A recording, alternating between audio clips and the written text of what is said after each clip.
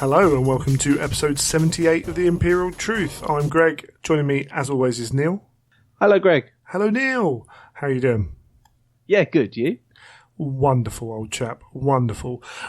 Before we go anywhere, let's talk about Element Games. So, Shadespire came the other day, £32 on pre-order. Bit of a bargain. Necromunda's going to be up for pre-release on the 11th. Necromunda was the one I was thinking about, actually. So seeing the latest White Dwarf, I thought, might have to Element Games that one. Yeah, so that's £75 from GW. So on pre-release, it's a 2-week pre-release. So that's going to be about £60 for that. And particular note for Heresy players, it does contain those board pieces which are, copies of the Zone Mortalis layouts. Yes, yeah. So I don't know how you can use it for multiple things. I think people were saying you'd need 4 sets to get a decent Zone Mortalis layout, which is still not cheap. But what I actually think you might do, buy a set yourself, and some other players might be selling them off, because a lot of people are going to want to play 3D terrain for Necromunda, particularly the old guard. Yes. Although, I'm interested in all of it anyway, because I think it looks cool. So, go and get your Necromunda, and also, Element Games, go through the link we put in the show notes, go through the website, and, support the Imperial Truth. Yes. Because I've got lots to pay for. I wish this put money in my pocket. We have got lots of stuff coming in the next White Dwarf, which has been leaked today, It's arrived at people's houses today. So Necromunda's coming out. With that, you're getting 2 terrain sets, obstructions and doors. So again, if you want Zone Mortalis stuff, you're getting £22.50 each, I think they are. And there's not an insubstantial amount of doors in there. It's cheaper than buying resin ones at the end of the day. Yeah. So there's some really cool, and if you want some scatter terrain, there's plenty of that as well, which is really cool.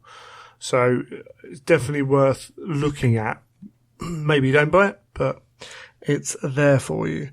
And did you see the other stuff? The terrain sets, we're in the build up to Christmas. This is the November White Dwarf. It's traditionally between, apart from the box game, it's building up to Christmas sets, as it were.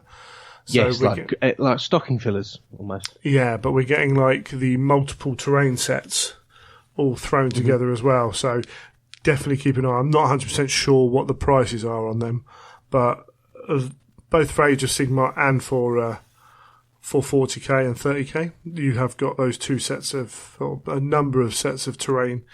Which is really cool. What we got here, the Ruins of Elixir for us, Age of Sigmar, Outpost Pythos 4, the Hive Shield, and then we've got, it says, press the wrong page, Thermic Plasma Conduits, Plasma Regulators, Promethium, the whole Promethium refinery. There's loads and loads of terrain. I think we're looking at the plasma conduits are like £22.50 as well, I think, from what I can see. Plasma regulators are £15. It's these are new, I think. The Rise of Pattern Ruins £17.50. So there's lots of stuff going on in this month's White Dwarf. That's before we get to the actual stocking fillers as well, which we might as well talk about. We're on a roll, hey? Yeah. Yeah, let's go for it. So. There's a Warhammer 40,000 battle journal, basically a notebook to note your games down for Age of Sigmar and that. The interesting one for you, I thought of you when it came up, the Citadel painting handle.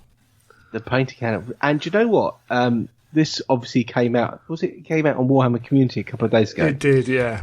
And then I thought to myself, we sort of got this information a lot earlier, but didn't realise it.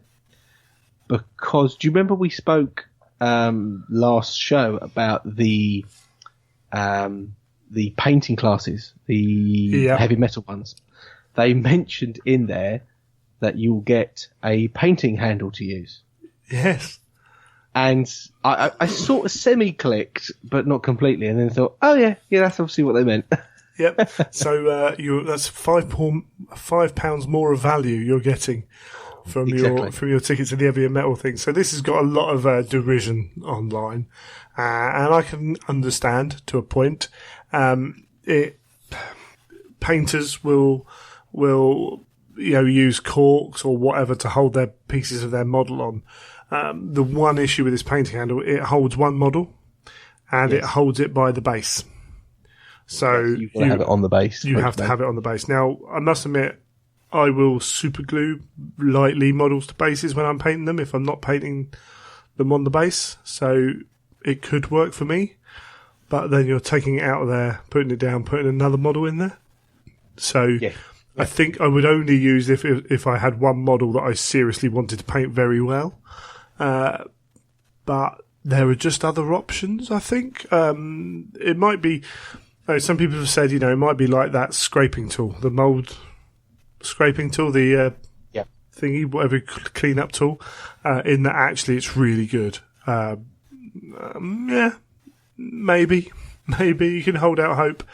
I must admit, for me, it's a decent hold on that, but if you're turning the model round a lot, things like that, I'm much more interested in those kick-started ones with the little finger holder on top, so it has an arm bar that comes above the model to rest your finger on, because I have a habit of wanting to hold the model at an angle, and rather than turn that handle, the Citadel painting handle, I would rather have my thumb on the base and my finger on the top and turn the model. Yeah, I think there's definitely pluses and minuses to it. I remember years ago thinking of a similar idea about how you could grip a model by the base, but it's sort of one of those things now that I don't actually think I'd get any real use out of. I've got my corks and things, and I'm often spinning them about in my hands. I think if anything was too big, I think it would actually inhibit me painting more than helping me paint. And you paint in parts anyway. How often do you paint a whole model? It's a good idea. I like the idea. I think it's a great, great thing that they're pushing out there. But I think high-end painters probably won't be interested. No. Low-level painters won't be interested, and then they're shooting for a very small middle ground. I think of people that might get some use out of it. I'd get fed up of moving a model in there, moving it out, moving the next model in there. I think, but it's £5, I believe. So it's throwaway money really for the hobby. Yeah, so it's almost like I said, a stocking filler where you can. So it'll be an interesting one. But I thought I'd talk about it. The other thing was the Citadel paint mat. Yes, yeah. So I still use mine. I've got mine here, and I've spilt paint on it already, and it looks slightly less pristine than it was. I really like it. Essentially, you could do exactly the same with a tray, but this is a rubber mat. It's the good thing about it is the rubber. Right, if I leave a model down here for a few days, actually, it kind of takes a little bit to unstick, just settles a little bit. So nothing's going to slide off this. You have to kind of move stuff around. It's not going to move on the table without some force as well. So it's not like you're going to nudge it and knock all your models flying that you're painting. It's not that expensive. Yes, you can do this a million ways. I've seen lots of people talking recently about wet palettes, and where can I find a good wet palette? And everyone immediately jumping on with build your own. There's no point buying a new one. And it's like, well, actually, I like a well-designed thing. I bought into the Kickstarter for the wet palette, the Everlasting Wet Palette or whatever it's called. Because actually, on the table, that looks a bit better, and and it's all designed to fit like that, and it's just a bit nicer. Am I paying £30 for something I can build for a couple of quid? Yes, but it will work slightly better because it's designed to, and it will look a lot better as well. And this paint mat's a little bit like that. I can just have something laid out here, but this is a bit cooler. Yeah, no, I'm with you on that. I think that. Most people could make most of the things, probably bar a brush, that they need to do like a lot of the hobby stuff. But ultimately, it's sometimes more convenient and better just to buy something that's built for purpose. Yeah. And it's, I mean, again, you could do it. It's got two little tabs on the end. So if you do paint somewhere where you can't leave it out, say you've only got a kitchen table to paint on, then you can have somewhere to hang this up. Like literally, just needs two little hooks. You can hang it on that, pull it out when you need it. And you can do that. You can put newspaper down if you want, but you move a bit of newspaper, all of a sudden you're getting paint on the table. It's pretty unlikely to happen with this.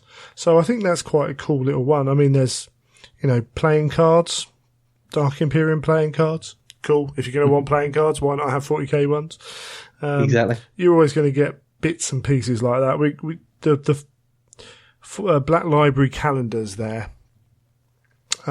If they do a Horus Heresy one, I'll get that naturally. But actually, if you want, what I'm going to do is, and I got this idea off Carl Tuttle from Independent Characters. When my calendar's finished, I'll be taking one or two of those pictures out and putting them in frames, and then putting them up. Hopefully, we're buying a house soon. So I say soon. Who knows? Just buying a house. But hopefully, I'm going to have a room set aside for hobby and recording and everything else, and I'm going to put some up in there to look cool. And when we look at buying art from GW, it's not cheap. Or you can buy a calendar for 20 quid or whatever it is, and you can have 2 or 3 pieces of art on that. Yeah, cool. No, it's a great way of getting some good art and decently printed art. Yeah, excellent. So that was what was in White Dwarf. Actually, talking about art, before I forget, because I didn't write it down, you can go to, was it Warhammer Art? Have you looked at this? Yes, this was the thing that came out a while ago, was it? You're right. It did come out a while ago, and I can't find the link for it, so I'm going to have to try and get it later. But then GW have now got a website for selling their art, and I just finally kind of clicked it because I'd seen it coming up, and I was like, well, let's click on it. Actually, Warhammer Art on at official Warhammer Art, and it's got a Facebook page as well. Let me actually try and go. So warhammerart.com. I'm pretty sure I'd looked at that on my computer. And you've got 3 sections: Warhammer 40k, Horus Heresy, Age of Sigmar, and they are adding to this quite rapidly, actually. I think the time I looked at it actually was quite a while ago. Okay, so Horus Heresy, we've only got 4 images. We've got the old black and white Horus versus the Emperor, 1990, and Adrian Smith is that one. And then we've got the collectible card game version of the same scene, colour. And we've got the Emperor of Mankind in his golden armour, pointing his sword in the air, and we've got Lorgar. But when you click on these, because I actually went to one of the Age of Sigmar ones, so it gives you drop-down menus. So fine art print, you can have a fine art print, a mounted print, a gallery canvas, a framed print, or an aluminium print. And then you can choose on this one 4 different sizes as well. So if I choose a 900mm by 600mm framed print, it's 250 quid. It's a lot of money. Actually, if I go for a mounted print and a 600 by 400, £75. So, I mean, they're not cheap, but they're designed to put on your wall. And there are lots of them. Maybe not in the Heresy so much, but if you go into 40k and Age of Sigmar, and they seem to be adding quite a few. Because there's some... I'm into my fantasy kind of imagery anyway. There's a beautiful picture on the Age of Sigmar one of... it's taken from one of the books. It's this huge dragon thingy. But I'm like, yeah, that could go on a wall quite easily. Yeah, I remember seeing, I think I watched a review about them and about the aluminium print ones. Right, okay. I remember the guy who was reviewing them saying how they were really, really good, the aluminium ones, but they were very expensive. Sort of thing. Yeah, they are expensive. Oh, and the detail apparently that you got in them, like some of the old 40k pictures. Right. Like the old Space Wolf Codex, Yeah. and having really super detail when you actually got a really large print of them, stuff you cool. never saw in the old pictures. Yeah, and some of the Horus Heresy ones will be like that as well, because Neil will zoom in and zoom in and zoom in and fill out those bits. Yeah, they've even got an open edition here, so you've got Blood Bowl box art, a Deathwing Librarian concept art, Blood Bowl. What we got here, we go down a little bit further. The House Terran badge, the crest, that's the one. And you can get that as a canvas poster as well. So definitely worth having a little look if you do like some of that stuff. There's a lot on there. And yeah, I think it's mega cool, actually. I was always a big fan of the art that they would do. Yeah. There's lots like of the Heresy and doing stuff that, the stuff that, like the canvas prints and the bits that are available, even just to buy those, I thought they were quite cool. Yeah, I'm pretty It's sure. like anything, though, it's always having somewhere to put it. It's more a problem. Yeah, absolutely. Well, hopefully we're buying a bigger house. Oh, here we go. So the one I like is called Sigmar in the Age of Myth. And it's this golden being flying in front of a beast that's like, 100 times his size. And the missus was like, actually, that could go on the wall.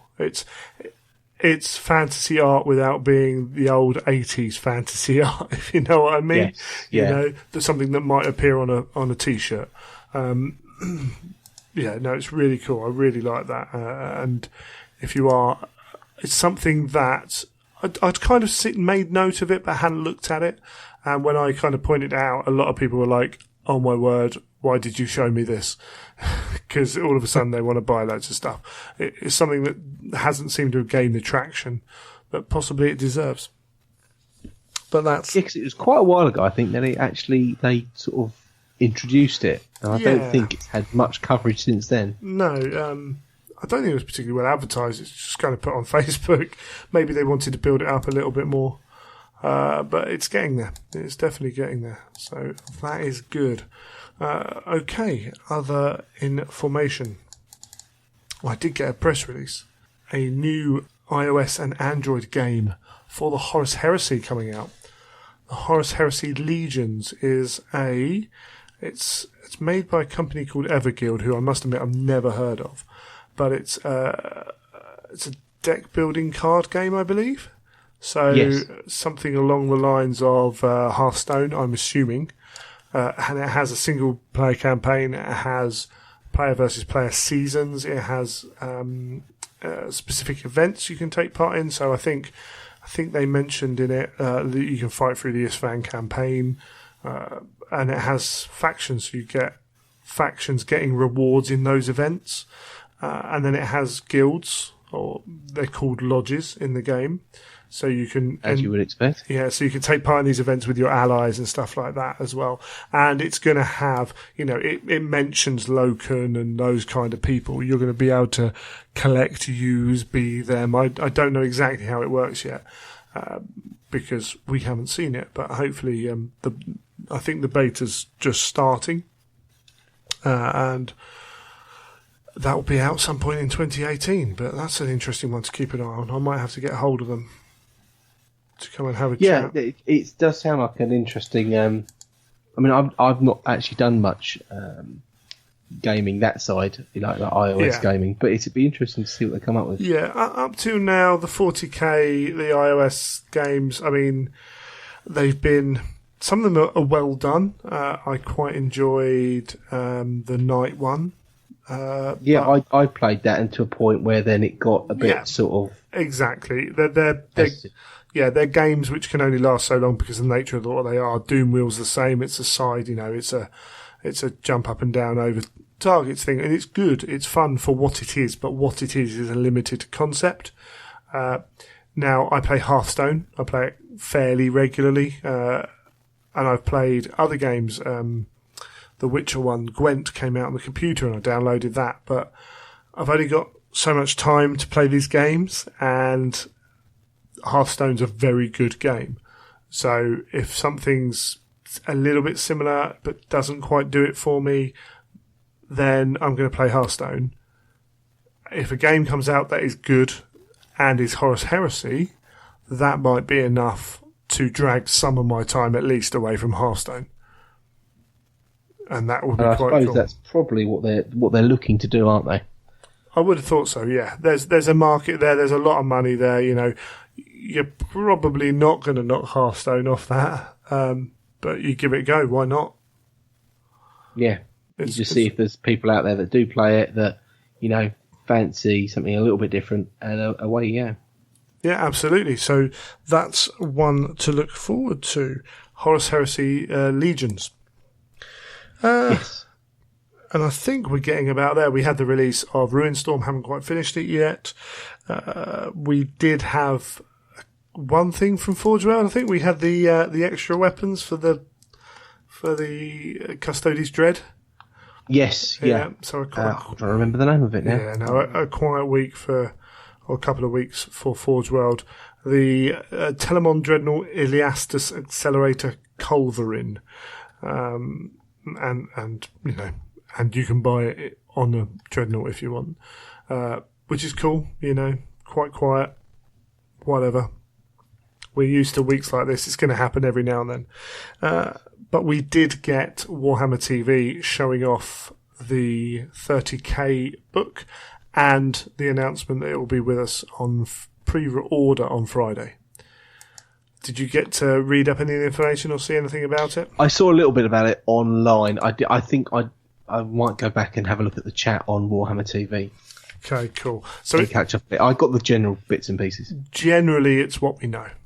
So nothing majorly kind of surprising. There was a couple of hopes that got follow through, which is good. The team working on it, they're not stupid. They know what they're doing, which is always good to see. So let's have a little look at what's going on for those who might not be fully aware. Demonology as a psychic kind of lore. It's going to be restricted to the specific people with specific access, word bearers, that kind of thing. And so not everyone can come in and summon loads of demons. Haven't seen that as a major issue, but it's got potential to be something that maybe not be quite what they want.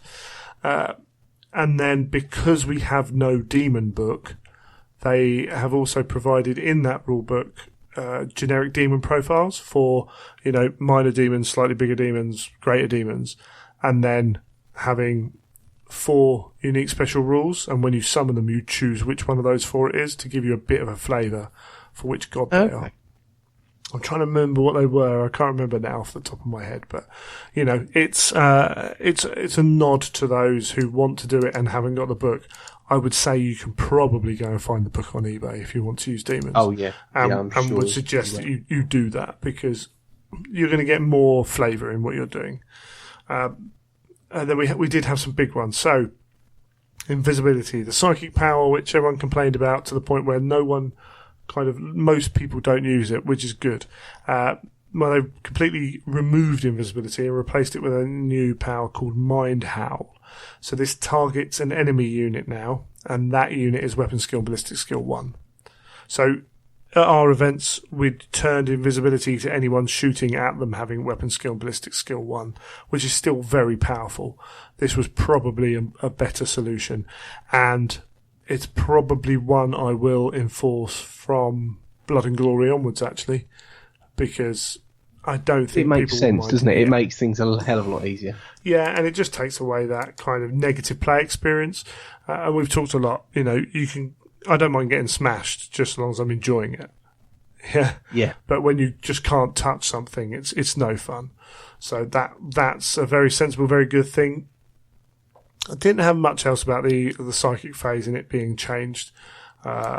This is, they were quick to reiterate. Tony was quick to reiterate as well. This is version 7.1. This is 7th edition with a minor changes and some tweaks.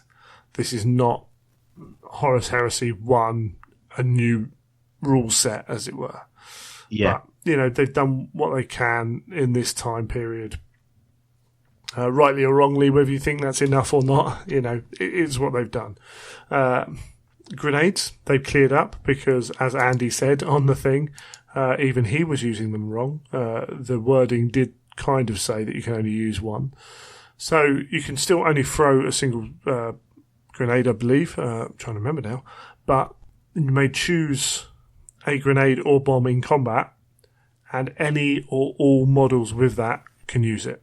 So you can say melt bombs, and then if you've got 8 guys with melt bombs, all 8 or 4 can use them, or whatever you want, which is good. It was the melter bomb conundrum, wasn't it? Really, that it's meant, not just melter bombs. It's things like knights became really tough to take down. Yeah, crack grenades for monstrous creatures as well. So Mechanicum was something that was underlooked, but actually can have an effect on the game. Again, yeah, you're right. It's knights. It's having more anti-armor in a game where armor can be dominant. And it's reducing negative game experiences again by having your 20-man squad having to sit there while a knight stomps all over them. When you either can't attack them or you've got one guy to attack a knight with, and it's not going to do a lot. So it's a sensible move for the Horus Heresy and the way that they've created their army lists. So that's good. As we know, they put all the fortifications in. Each fortification is going to have its own rule sheet. They've collected the most used unique special rules and put them in the appendix. So if it's one thing only one unit's got, it might not be in there. But the good ones are, like the ones that are majorly used are. D weapons are going to stay the same as they were in the 7th edition rulebook. For good or worse, it's just the way it is. I don't think it's as bad as it was previously. It's not as bad as the Heresy one. Or something where it was just like, and everything dies. Yeah. And then Andy was quick. He kind of made the point, and we've heard this a number of times from Forge World. The Heresy is designed to tell the stories of the civil war of the Legions of Astartes. And their belief is that actually 7th edition rule set does that quite well. Where 40k was failing was the sheer scale of options that were on the extremes of that. So going from a knight army to a full-on Tyranid horde swarm. If you've got Marines on Marines, you've got a tighter constriction of the rules. Therefore, you've got less deviance, less deviation, and less issues thereon. And that's fine. I understand the reasoning behind that. However, we do still have knight lists, custodes lists, solar auxilia, militia, and to a point Mechanicum. Right? And that's 5 armies, and they are cool armies. So you do get to see quite a few Mechanicum, because they are different. Because if you play 40k with Space Marines, you're going into Heresy, well, you might look at the robots, you might look at the Custodes, because Custodes are freaking awesome. And so it doesn't seem to cover them quite as well, in my opinion. And therefore you might not have the extent of the issues that you did in 40k, but you potentially still have those issues. Now, as we said, this is the rule book they had to get out to make Heresy work, to keep people playing Heresy and to attract people into Heresy. The next couple of years are going to be really interesting. We've got almost all the models are now available for use in 40k, so I don't actually see Forge World, like the sales of Heresy stuff, struggling too much. Excuse me. It'll be interesting to see how many of these books they sell. There's a lot of people saying we're going to buy it to support the Heresy, and that's cool. That's it's great. You're making a stand, and that's to be respected.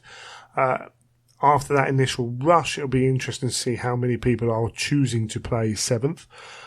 Some people, again, looking at 8th edition, believing it to be oversimplified and to lack tactics because a vehicle's facing doesn't matter. There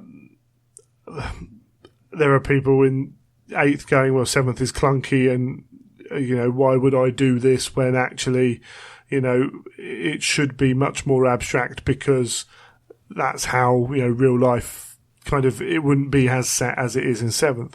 There's arguments both ways.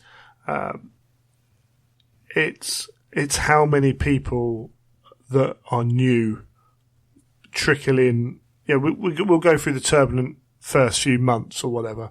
It's down the line seeing what happens will be the interesting thing. And I have no idea, frankly, what's going to happen. It's up in the air. If you want people to play Heresy, then I think you in certain areas it's going to be fine, because people are, we hear all these stories online already. Oh, in my area it's brilliant. No one loves 8th, so they're coming to play Heresy. Well, cool. You're lucky as a Heresy player. In another area, it's like everyone's fed up of 7th. They've gone to play 8th. No one wants to play Heresy anymore. You're left alone. In other areas, everyone's playing 8th edition Heresy, which, fan-made system, which I'm never a massive fan of fan-made systems. Not to say that it doesn't work, not to say that it isn't good work. It's just not for me, I don't think. We're going to have an interesting time, I really feel. It's becoming, I think with the new rulebook, it's now becoming its own thing, isn't it? It's now almost like it's now official. And that's going to sort of... Yeah, the problem is... It's going to be one of these things of let's see where it goes from here, I think. Because where before, you remember it was all very interim before, like, I'll carry on using that rule set. Yeah. I think now it having its own rulebook and things, it's a bit more set in stone. It is. However, that rulebook is a Forge World rulebook. And if you've got kids walking into Games Workshop and they're not seeing it, how are they going to get into it? They're going to see a couple. Yeah, there is that definite lack of crossover, isn't there? Where someone's been playing 40k for a while and thinks, hey, I think I might branch into a bit of Heresy. You're just not going to get that, are you? No, because you have to first say to them, right, okay, you're going to have to learn a whole new rule set. This rule set is not as necessarily as easy to pick up, because it's more granulated than what you've been using. You're going to have to learn a lot of these special rules that, no, they're not on the things. They're generic special rules that are used. And also, you're going to have to go and find this stuff as well, which is not in your GW. And there's no doubt about it. 8th is a game you can pick up very quickly. 7th edition, not so much. It will come down to, if they don't have this book in stores, and I don't expect Games Workshops to be pushing Horus Heresy stuff, because they don't make money from it. So why, as a store manager, would you push stuff that you're not earning from? That it will come down to players of Horus Heresy now reaching out in groups, in whatever. Unfortunately, you can look at a lot of games, and if you don't have that presence in shops, it's a hard thing to do. It might be that GW's presence is enough, that it drags people in. We've got Warhammer Community now, which is starting to be a little bit more active, I think, on the Forge World side of things. Yes, I think, for me, obviously, back in the early days, there was virtually no GW support at all, was there, in a shop? Because unless you bought a Rhino or a Drop Pod, there's nothing you could really pick up. We do have the plastics now that are in stores, things like that. But I think that it's the lack of crossover that's going to hurt it more than anything. I think, buying all your stuff from Forge World, it being online, I think never seemed to hurt the Heresy. But the fact that there's that lack of crossover where people can't flip between the sort of two sides of the game is going to probably stop people in their tracks, because if they're heavily into 8th and that's all they've learned, that's all they've played, that whole jump to then going to learn 7th, I can see it being a real problem for people. Yeah, it was a couple of steps up from 40k to Heresy before. Now it's now it's a giant leap across into the unknown for these players. And that doesn't mean to say that staying 7th can't be a good thing. I think to be a good thing, they're going to have to revisit this rule book heavily. Personally, and I know some people are going to disagree with this, and that's cool, that's fine. I think there are a number of issues with 7th edition in terms of modern miniature gaming. And Forge Red have the opportunity now to look at those. I think the psychic phase, it's weird because I never liked the psychic phase very much in 7th, actually. No, the problem is... I was never that keen on it. No, I played Zone Mortalis at the weekend against Pete, and we're looking at having... sorry, not against Pete, at Pete's event, which we've talked about on this episode, against Brendan. He had one Psyker, level 3 psychic powers, and he ruled that game, completely ruled it. There was opportunity for him to do lots of crazy stuff just with 3 powers, because I had very little option to stop him. So things like psychic powers, things like super heavy vehicles is still a bugbear of mine. They could still incorporate some form of degradation of abilities based on how many hull points you've got left. It doesn't have to be fully 8th, as people would describe it. It can be just, half hull points. Stuff happens, whatever. You can do it lots of different ways. It'll be interesting to see what they do. It really will. Because at the end of the day, they've still got lots of Legion stuff they can work with and everything. But, yeah, I don't know. It's all good fun. We'll have to see how that goes. I think it's for me, it seems though we're in a bit of a lull because, the next book seems to be obviously heavily delayed because of Alan's passing, and, we don't seem to have much on the horizon, but also I think we've also got the option that we could have some new, if they did take the rule book and revisit it and make it a new version and really address some of the problems, they could really sharpen it up a bit and change how they do things rather than being the bolt-on to 40k, which it has been for so long. Make it its own thing, just try and rewrite those and fix the problems that people do complain about, etc. Yeah, and we won't go on because I think we'll probably go around in circles, but I think Warhammer community will have a major part to play in that. If it's become a success, I think Warhammer TV will have to play a major part in that, and the gamers that are still playing Horus Heresy in its 7th edition format will have to play, and that will have to happen because games like... you look at it's a bit different because, as I say, it's GW, it's the powerhouse company. We haven't even talked about the shares went up again. On the back skyrocketed again, news of 8th edition and the initial reports of 8th edition. You're talking about a game system that is dragging people in, like from everywhere, bringing people back. All that, and it's a bit different when you're a giant. But like 9th edition, when the guys tried to make that. The game wasn't available in the store. You had to go to a website. You had to kind of know about it to play it. And there is a danger that Horus Heresy goes the same way. Well, you have to know about Forge World, and you have to know about the actual specific rules of the Horus Heresy, and then you have to want to play it. And it's just every step restricts your target audience. But it might work, and it might be great, and it might be a new golden era for Heresy. Let's hope so. Yes, let's say it. Yeah, let's hope so. Otherwise, this podcast could end. Yeah, absolutely. It'll just change. It's fine. But yeah, and it will come to down. The Necromunda podcast. Yeah, that's Fanatic Cast, by the way, people. Just go and listen to Fanatic Cast. So yeah, who knows? Who knows? We're in this interesting times, as it were. I'm going to crack on. I'm running the London Heresy. I'm running Blood and Glory this year. Pretty much. Said I'm going to run it next year as well. There's quite a few events going on this year already. Been talking to some of the event organisers in the UK. There's a lot going on. So all the time there's a bit of an aptitude for it.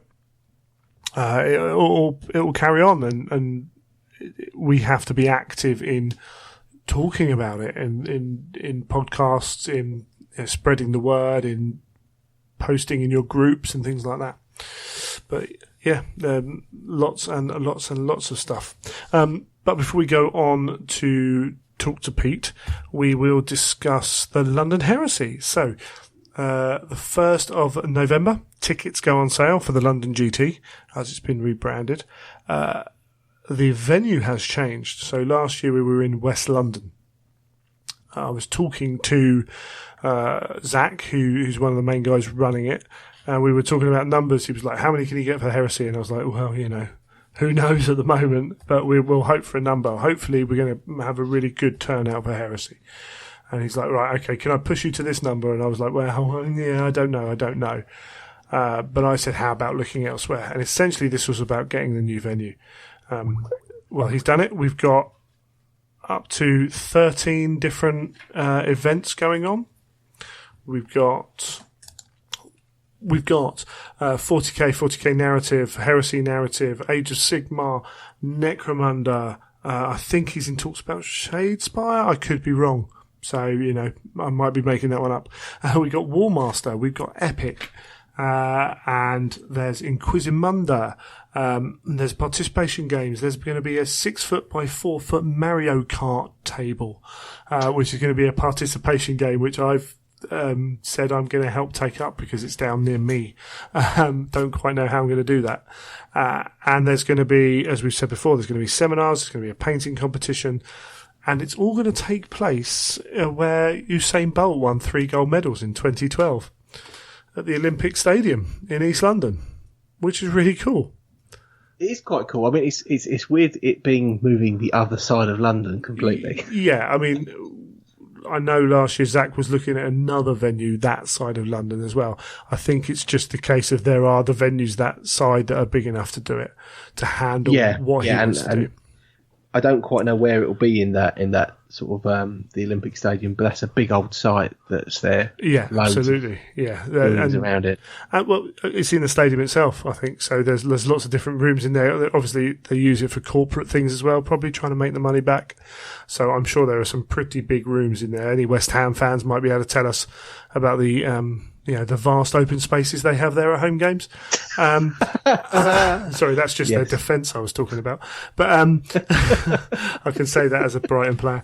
But we're going there. It's the 19th and 20th of May. As I say, there's lots going on. This is the 3rd year. So it started off as a London 40k GT.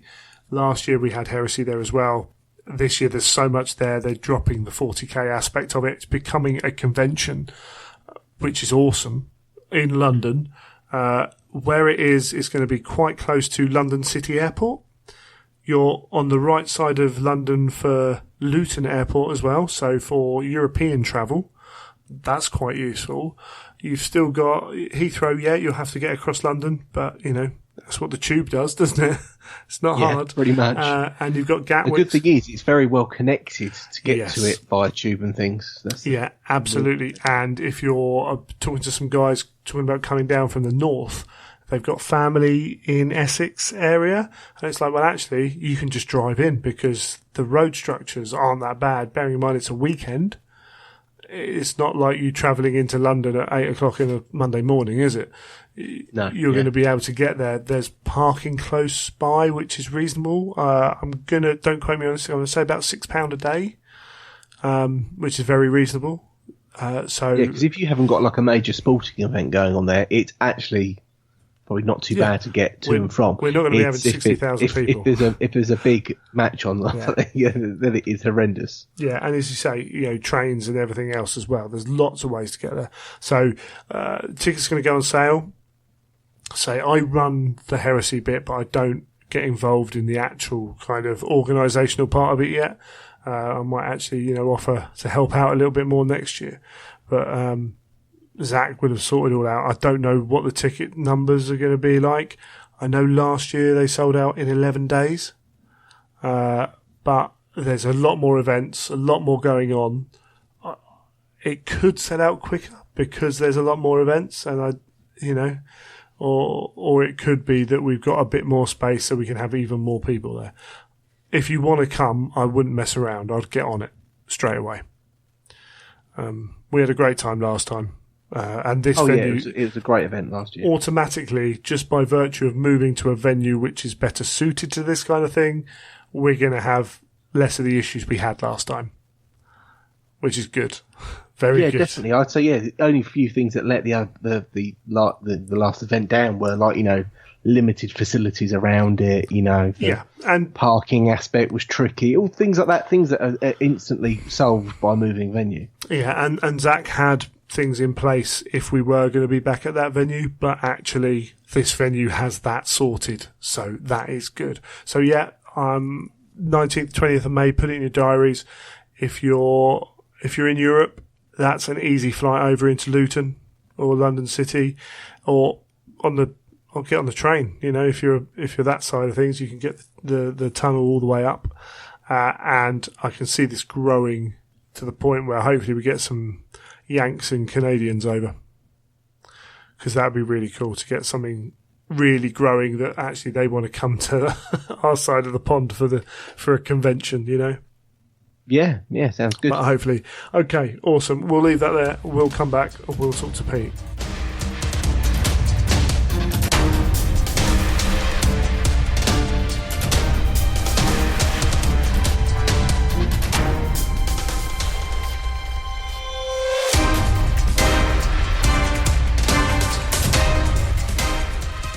Joining us now, we have Perfect Pete. How you doing, Pete? Yeah, very well, thanks. Thanks for having us on. That's quite all right. And we've got you on to talk about 30K Frontier and the events you're doing down in Southampton. I almost said Portsmouth. No, bad idea. It's roughly the same place, isn't it? It's fine. Yeah, try and keep that under wraps. Absolutely. It's very different in that I drove through all the football traffic on the way out. Which was interesting, and the speed notifications on some of the roads may not be quite as clear as they could be, but it's all good fun. It's the first time I've really been into Southampton. It was all good. So we went down and played part of what was the event? Give us the name of it again. So it was part one of the Ricalian Wars, which is Assault on Quarter 7. Yeah, and it's a Zone Mortalis environment. A little one-day event in the... What were we in? The Jury's Inn. The Jury's Inn. Nice little room in there. And we'll go into a little bit of that later, I think. So, first off, 30K Frontier. What is 30K Frontier? So we wanted to really push the narrative scene. Obviously, we've been to a few events. Like the first one we went to was your one... in Cardiff that time, was it Tecan Riva? Tecan Riva, yeah. I don't know how I remember that. Which was great, and that really got me into it really more than anything else, and wanting to carry on pushing narrative-driven events. So we just came up with a name for AK Frontier. We thought that would be a good platform to start running them through. The idea behind it is we're just going to do the events only, so there's no clubs or shops or podcasts linked to it, so it's purely just for the events, for the fun events. No, that's really cool. So we the Zone Mortalis event, the Assault on Quarter 7, that originally was going to be an event at my flat. I don't know if you remember when I invited you down originally. Yeah, a while ago now. Yeah, and it kind of just spiraled out of control and became something hopefully a little bit better and bigger than what we had before. So cool. And you had some people down, previously. Was that the one where you've held an event at the hotel before, haven't you? No. That was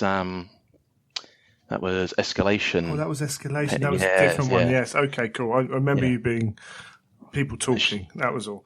Okay, excellent. Yeah. So that's fine. We'll ignore that. So who is the 30K Frontier? Obviously yourself. Yeah, so it's myself. We've got Ben Cooper. He's relatively new to the heresy scene. In fact, he ended up playing in that event. Don't know if you played against I Ben did Gregg, on the last game, I showed him some surprises with the Mechanicum. So it was his. He doesn't play that much, bless him. So it was good for him to get the experience. Then you got CK, who's helped out with running the day as well. So it's mainly the three of us. And then some of the other friends have helped out with, building the terrain and all those walls and that sort of stuff. Yeah, excellent. And you may, people who've listened to the Overlords and probably Sons of Heresy may be aware of Pete and CK being mentioned on those. by Johnny and Jason. So if you are thinking, I know those names, that's probably where from. Yeah, we've kind of become Sons of Heresy groupies, I think, to a certain extent, but there we go. I think they've got a few. They've certainly got a few. It's all those bald heads and beards. So exactly. Can't blame people. And so we've got this idea for an event that you want to provide a narrative event, which is really cool. I kind of think it might be worth here because of the nature of what you're doing without a club, without anything like that, just to explain kind of your processes of getting an event. I don't want to go into it too deeply, but how easy was it to find a venue and to go on from that, like getting all the things ready? Because I think sometimes it looks like it's a task that's just unachievable. How was it for you?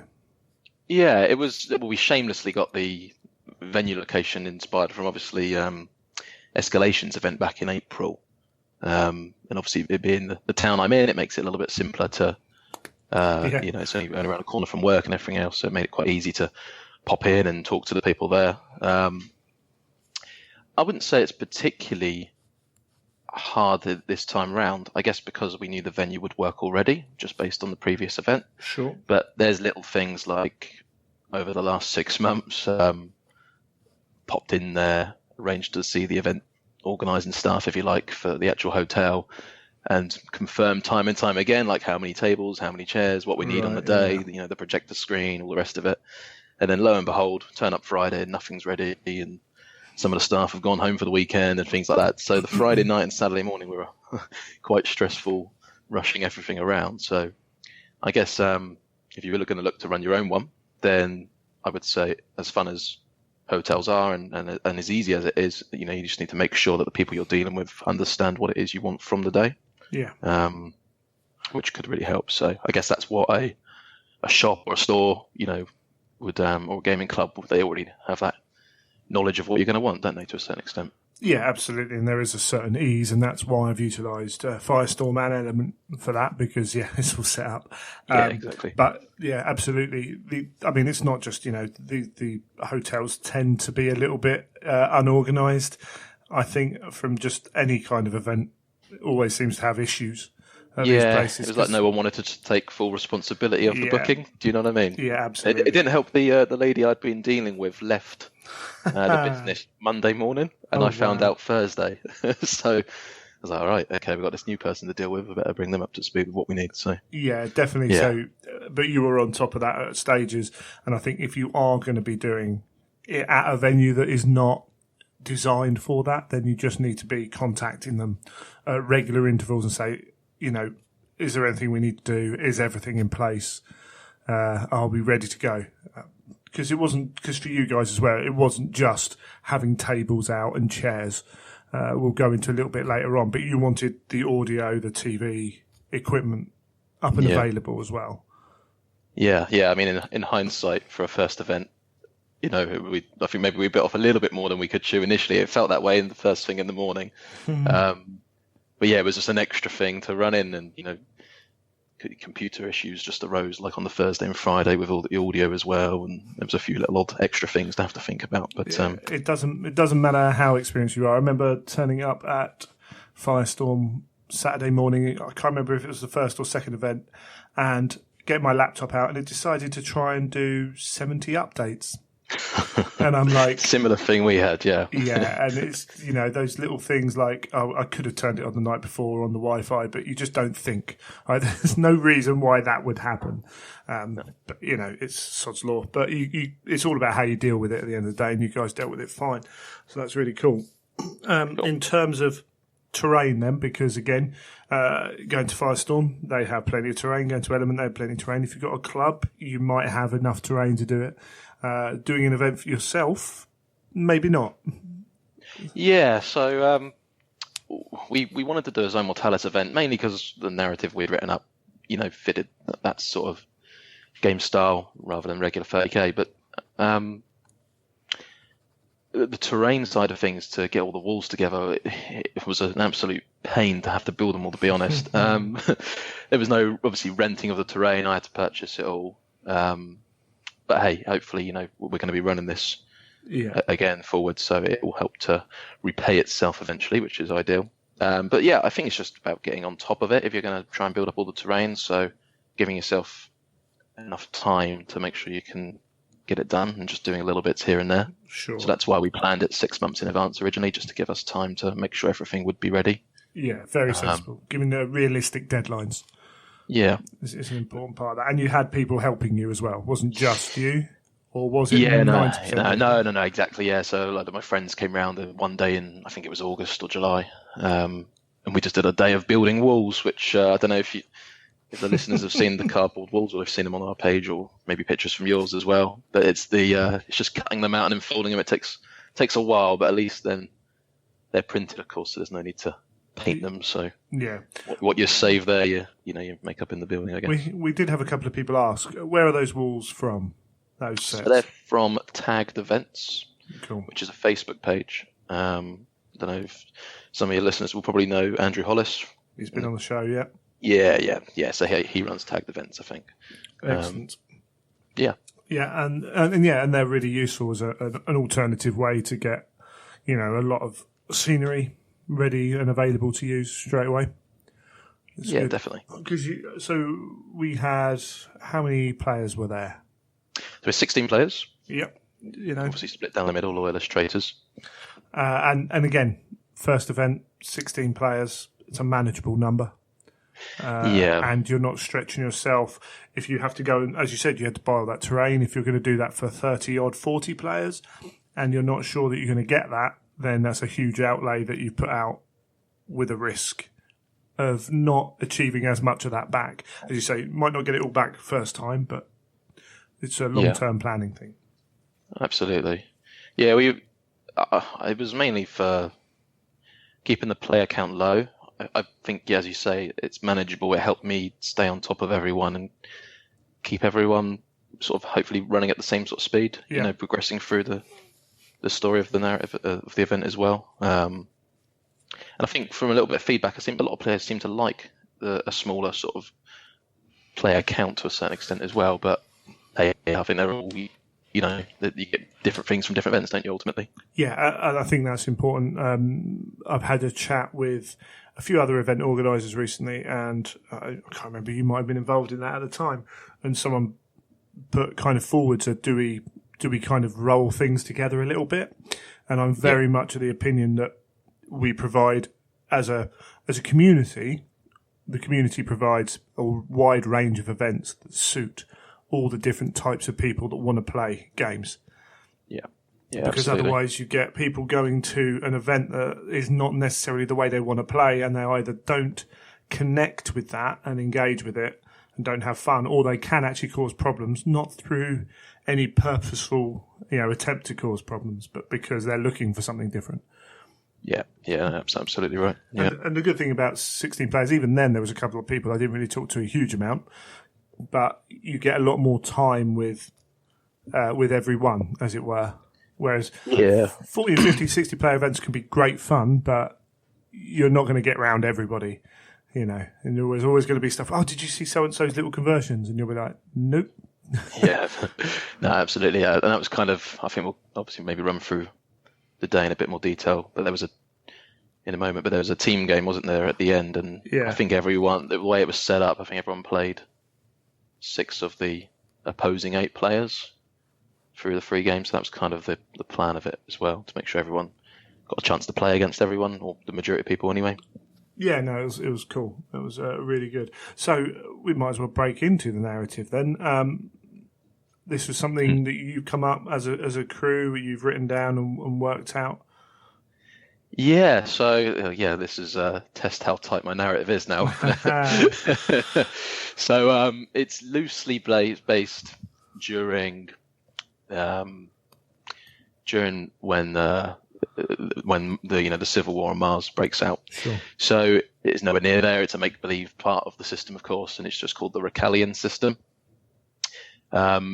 And what we have here is basically a planetary defense base called Quartus 7, which orbits around the system and helping to protect the system itself. And it's a bit like a Death Star for lack of a better word, if you can imagine it. It's huge, tons of weapons, and it's meant to relay information and security warnings to the rest of the system itself, and that's what it does. Is it's there to be the outward sentinel protecting the system. So the assault on Quarter 7 is the traitors fleets breaking into the system and trying to overrun Quarter 7 before it can communicate the Recalian Navy and all the other planets inside and everything else, all to rally towards the threat. That's kind of what the theme of the event is. That's cool. Yeah, no, it's. I hate to say it's simple, but it is simple. If you know what I mean. Yeah, it definitely is. It's nothing overly complicated. Yeah, and originally this was just a loose narrative which we briefly, wrote up to have for a bunch of friends around my flat to have some games of Zone Mortalis. So it's kind of grown and grown and grown a little bit from there. But it's quite nice because a loose framework allows lots of things. You can go anywhere with it. And now we've had, event 1 of that. Yep. That feeds into that, and then you develop depth and growth through your events then, which allows people to feel much more ownership. Yeah, absolutely. And I really want the players to be able to tell whatever story they want. So for all of the events, we'll be doing no named characters, just really to allow any legion or any force to be there for any real reason. Yeah. And hopefully with the players, submitting their fluff in through the lead up to the event, like we had with this one, of course, like you did.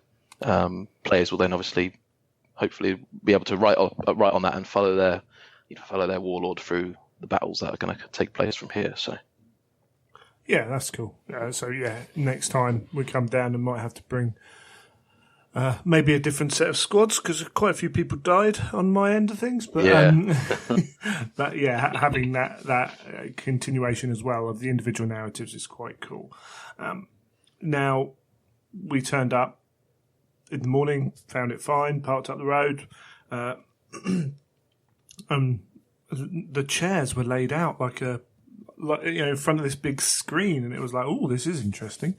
And we'll go fully into like kind of the things you were doing, but we had an intro video explaining the situation and the missions laid out there. But you also provided mission packs as well. I thought that in that aspect, you did a very good job of having, the mission displayed. And some people were questioning, do we need both? And I thought, actually, it's quite nice to know everything that's going on without having to flick through. And for the 5 minutes we were sat down, it's quite cool because it feels like a debriefing. That was kind of the idea behind it, of course, was just to have the videos there to give an overview more so, and then all the rules, you can read through them in all the mission specific rules, you can read them in the booklet, but just to give you a bit of an overview and hopefully to give you some sort of attachment to the characters as well that were being told, the NPCs and stuff. Yeah, and through that first video, I was listening and I was like, oh, that sounds interesting. Flicking through the mission packs, kind of reading the individual rules properly, going, oh, I think I can do that mission, which was nice. And then go outside, traitors and loyalists pick which of the 4 areas they want to be attacking or defending, and come back in, and so there's a blind matchup process there, which is really cool. And then within that, you were then keeping an eye for future matchups as well. Yes, yeah. Being aware of what's going on, which I think is important when you're doing a narrative event. The problem with narrative is people have different ideas of what they want to achieve, and some people are always considering, actually on the table, I don't want to be outclassed, whereas some others are like, this unit's cool, I'm bringing this unit. Absolutely. And if you get those two mismatched, it sometimes not create the greatest of games for either player, actually. No, absolutely. No one enjoys sort of a turn 2, turn 3, and it's almost over, don't they? There's no challenge in it for the person who's winning, and the other person not what they want from the game either. That's fine if you're going to play a tournament, who's the best. Yeah. But say for narrative, it's not necessarily as good. And we had missions that range from trying to stop the fighters get off the launch bays to try and help that fight. We had attacking the shield generators, the bridge and I can't remember the other one now. The Gundex. The Gundex, that's right. And I got put on the shield generators in this one, and all of a sudden was given a piece of paper with some character details on it as well. You unlocked one of the. I got given the Death Guard jumping around bomb dude, and this is where, having played Mechanicum, I'm not as kind of clear on some of the grenades that are available out there because I don't use them. And I was like, I don't really get this guy, and it was like, actually, the rag grenades are quite good, aren't they? You had no guns, did you? You were like, no. What's the point? Yeah. Well, he's got what they called phosphex. Phosphex, that's the one. Yeah, he's got rag grenades are cool. Phosphex bombs are cool, pretty cool. Could have used him a lot better. All those nice little small pools of Terminators that were around you at that point, all grouped up. I'm aware of my opponent saying, you want to get him in, and I'm like, he's got a 3-up save, he's not going to survive. But also knowing that on that piece of paperwork that if he died, he wouldn't carry on, but if he survived that round, he could be used later on. Yes. And so trying to work out how I was going to use this guy who's very manoeuvrable, but has a specific role, and then try and use him was quite a nice little touch, which created another another thing to think about for me and my opponent, and I completely misused him. So I have to apologise to the other traitors for that. But I could have used him a lot better had I thought it through.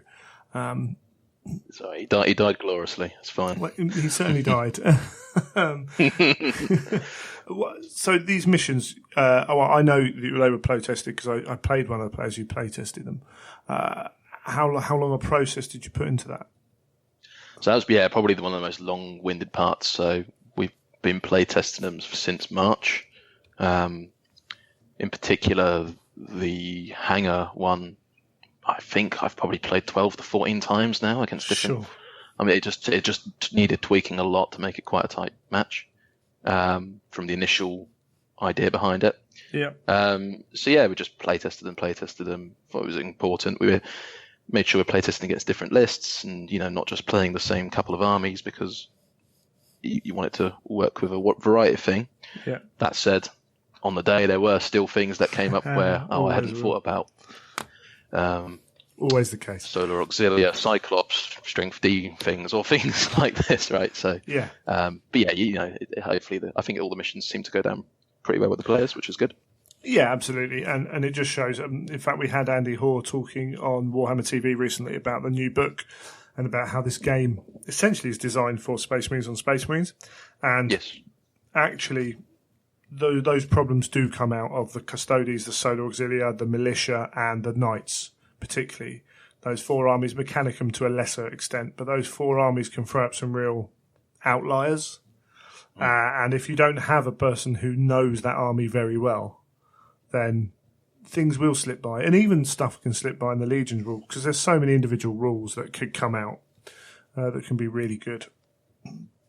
Yeah, absolutely. And I played Ian, was it? I'm trying to remember now. I should have written it down. Yeah, Ian was your first game, yeah. Yeah, and he was one of the playtesters. Yes. So he's a friend of mine, and that was cool. That was cool because he was very able to explain the game as we were playing it. It was quite funny because I was looking at a couple of other tables, and sometimes when you read scenarios, it's not till turn 2 or 3 you're like, okay, right, I need to be on this now. And it was an interesting thing where we had armies that actually potentially had the advantage. But where he knew the scenario, it balanced that out, and I made a couple of mistakes as well, which doesn't help. So the part where, just backtracking slightly, I guess, but when we asked the traitors to step outside to talk amongst themselves which mission they were going to play, because you only played one of the 4, didn't you? Yeah. On round 1, so you had to allocate yourselves, I guess, to where you thought might be where your army would do the best, your force would do the best. So, I think having that as a little extra thing to run through helped with players hopefully trying to find the better mission for themselves, if you like. Yeah, and also, I mean, we had a small discussion outside, and we had a couple of quicker armies and a couple of armies that are very much close combat, and we were like, well, you guys probably want to play the mission where you've just got to get up the other end of the table anyway. And we had 2 Emperor's Children forces, so we were like, well, why don't you both play the same mission? So there's this whole Emperor's Children's force that are sent to do a task, and they're playing that same scenario, which is quite cool because that was. Yeah, I didn't notice you guys did that actually. Now thinking about it, yes, yeah, it's cool. Because it was like, well, one of them was like, oh yeah, I'll do that. The other one was like, I don't mind. It's like, well, actually, let's just stick the Emperor's Children together then, because that's quite cool, and go from there. But yeah, no, it was good. I say it was interesting, and it's always a problem. And I don't think there's a way to solve it. And it wasn't like, and I'm not saying it broke the game or anything. Please don't take it that way. But it was clear that my opponent knew how to play the scenario. Yeah, okay. And I don't think there's a way around it to a point. Yeah. But it didn't. I mean, I probably wouldn't have won it anyway, to be fair, because as I say, I think by turn 2 you've realised in your head what you have to do. And I just wasn't aggressive enough at the end of the day. Yeah. It was. It was basically tagging the generators, wasn't it, into control of either the loyalists or the generators. It also didn't help that my Ursarax couldn't hit for toffee. I think the game could have changed on that. But it was interesting. It was a good game. Ian's a good guy. Just as a quick kind of aside, he paints his salamanders and doesn't weather them. I think this is a cracking idea. And then he was asking who's killed what or what have his salamanders killed. And of course, because I play Mechanicum, every unit is like, which one's that one again? And then he marks down kill markings or damage on them based on how they've died or what they've done, which is really cool. Yeah. I think he's speaking to him recently. He's, any warlords he kills, he might let's say kill the Praetor with a thunder hammer or something. He'll then model up one of his guys to have that thunder hammer now for the rest of the campaign. So he's going to try and push things like that as well. So it's cool, isn't it, to see people getting immersed in that sort of side of things. Yeah, and particularly if at a Zone Mortalis level, that's even easier to keep going. And I'm sure he'll do it for other armies. I couldn't do that. I don't have the speed in my hobby, unfortunately, or the willingness to go back and do things. That's a different type of hobbyist. Yeah, fair play to him. But so we had these missions, and they had specific outcomes as well. So had the shields held, then there's less support coming, and had we taken the shields out, then there's 4 tables there with at least 8 different outcomes that affect the game moving forwards.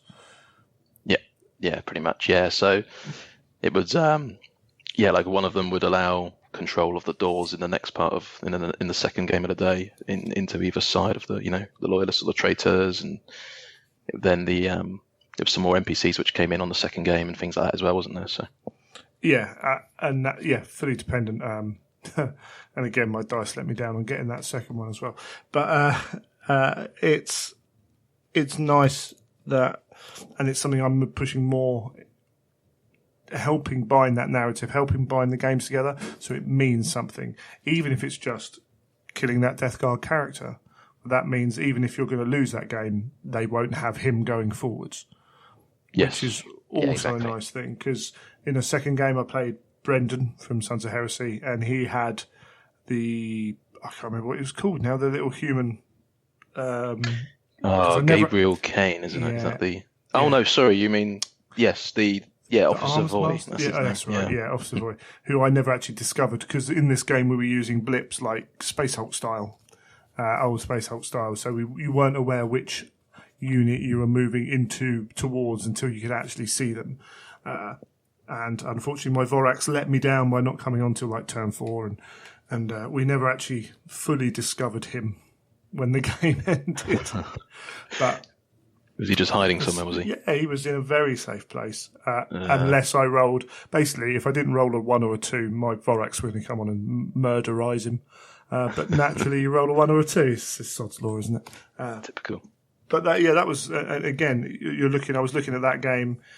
Brendan had an army that could fairly well deal with mine. Just, super duper psychic powers against, instant death against Castellax is never a good thing. I got a bit lucky in blinding his troops before charging in, and our Ursarax, my 3 Ursarax wiped his 5 out, and his 5 killed mine in return, and his Knight Errant just about made his invulnerable save to keep him in the game. But it was a cracking game, really good fun, always good fun playing Brendan. Good. And again, realising that I was against it. Brendan probably was going to have the advantage. I was trying to concentrate on either taking out his Knight Errant just for the story, or going for the character again and trying to deny that bonus moving forwards, which is nice. And everyone seemed to have a kind of similar attitude moving in the game. There were, table next to me, Dan had come down and played Brendan in the first game, and Dan had got a lucky seize and rolled pretty well. And then Brendan wiped his forces off. Still lost the game, but wiped his forces off, and it was good to see that going on. And then the last game was, as you say, a 4-player on 4-player mass attempt of a breakthrough by the traitors for a solid line of defence from the Loyalists, which included on our table 2 sets of Imperial Fist breachers, I think, just standing in the hallways we were trying to get through. It must look quite cool. Taking the wall to a literal term. Yeah. I think in... how did you find that play, that 4v4? So, this was... the traitors had half their forces down, and then as the game progressed, we could roll all our reserves back on. So all the troops and everything else could come back on after it died on this. And the point they came back on moved forward every time, which was good. So we always felt like we had a chance. And in fact, it got down to the last turn, and we were running a little bit late. These games can tend to run long when you've got a lot of people. And obviously I think that's something that you'll be looking at. And actually, I took some of my models off before I shot them because I didn't think we had the opportunity to win the game. And then looking back on it, we were like 3 or 4 wounds and then a dice roll away from winning the game. But that's sod's law. That's just the way it is, We could have done other things. And the idea was to break through one of these 3 points. And the defenders didn't have rolling reserves, but they were re-rolling morale tests and stubborn on all their units as well. So it was a real kind of, we've only got so much time, let's push it, at them. And we had a World Eaters player running with his dreadnoughts forwards. We had Emperor's Children player just throwing units in almost as distraction a lot of the time. My Mechanicum were jumping forwards trying to get in a position where I could utilise their movement to maybe squeeze us through. And who else? We had another Mechanicum player as well on the other flank trying to cause some problems. It was interesting because you probably saw some of the Loyalist players. It happened on both tables. Some of them committed their troops forward at first. Yeah. In turns 1 and 2, and then actually the rolling reserves with the moving line is quite nasty. Better fall back to the gates that they had to run through, didn't they? So I think a few players then all of a sudden started backtracking, didn't they? On the Loyalist side. And it's an interesting one in that sometimes it was good for them moving forwards because we've only got 6 turns of this game, and we crumpled one flank. My flank, actually, my Ursarax did a cracking job, and they kind of abandoned that flank. And again, I think we had Ian is a good player. He knows how to play a game, and had understood that scenario. Yes. And where the terrain was laid out, obviously, it's a tough terrain. Is a really interesting thing to try and balance, particularly in Zone Mortalis, because you don't want to open it up too much, but if you restrict it too much, there can be an issue. And what they did well was they utilised the terrain, and in the middle, by putting, I think we were a little bit unlucky. We had 2 Leviathans against us, and one of those Leviathans basically stood right in the middle on one of our main ways through, and that clogged us up. quite big time. And then also we had the demolition units just hiding round corners, which was like, it's a horrible feeling to try and take them out. Springing traps. Yeah, it's interesting. But where Ian had marshalled a little bit, not that he was taking over, but was helping out, they basically ended up clogging up the centre and then completely denying the other side by sheer weight of troops. But again, as I say, I was a bad dice roll. Otherwise, my Thalax had a very good opportunity to jump off the table, and we had a couple of Contempt Dreadnoughts that could have got off with a couple of better dice rolls and maybe a little bit of better play as well, to be fair. So overall, I think it works. I think it's really hard to get that terrain balance right. Because I know what you mean. Had we had a little bit too much room, it wouldn't have been a game. And I think it was probably the right side of the balanced middle, if you know what I mean. And that's something that, you just have to keep. It's one of those things you can't really get right without playing it like a shed load of times with a whole host of different things, and that's not going to happen. Because you just, you're not getting paid for this at the end of the day. No. It's, as you say, especially with Zone Mortalis, where obviously you physically can't run through the walls, right? So with regular terrain, you usually can move through it, can't you? So having just even a few extra walls in one place can make you take an extra 2 movement phases to get to where you want to get to. So it is hard to figure out where everything does need to be. Yeah, there was some chat from the bad guys, a bit of metagaming in don't shoot them because if you kill that last one, they'll come back. There was a little bit of ribbing from our side. It's like, dudes, come on, you're gonna shoot them. It's just gonna happen. But it was played in the right spirit. It was good fun. And it's the first time I've used a catastrophic damage table in a long time as well. That was brutal, wasn't it, in places? Yeah, we didn't have a huge amount of effects, except obviously that one turn when it all starts to cave in. And it was Ben, actually, who's his Warlord died, even with the reroll. And then his Leviathan rolled a 6 and disappeared out in the middle of the table as well. It's like, that's seriously unlucky. So lots of kind of panic and mayhem going on with that as well. And it's good to break that out again. Zone Mortalis is something I don't really play enough, really. Particularly with the Void in the War rules, because, this is only one way of playing Zone Mortalis, but it's really good fun. But yeah, the weekend was good. How was it running it? How was it games mastering? Because again, with 16 players, one of the reasons for that is you were involved in the games, like keeping an eye on what's going on. How was it for you? Yeah, I think it was with me and Ben throughout the day, because Ben's the chap who's done most of the videos and the animations and stuff.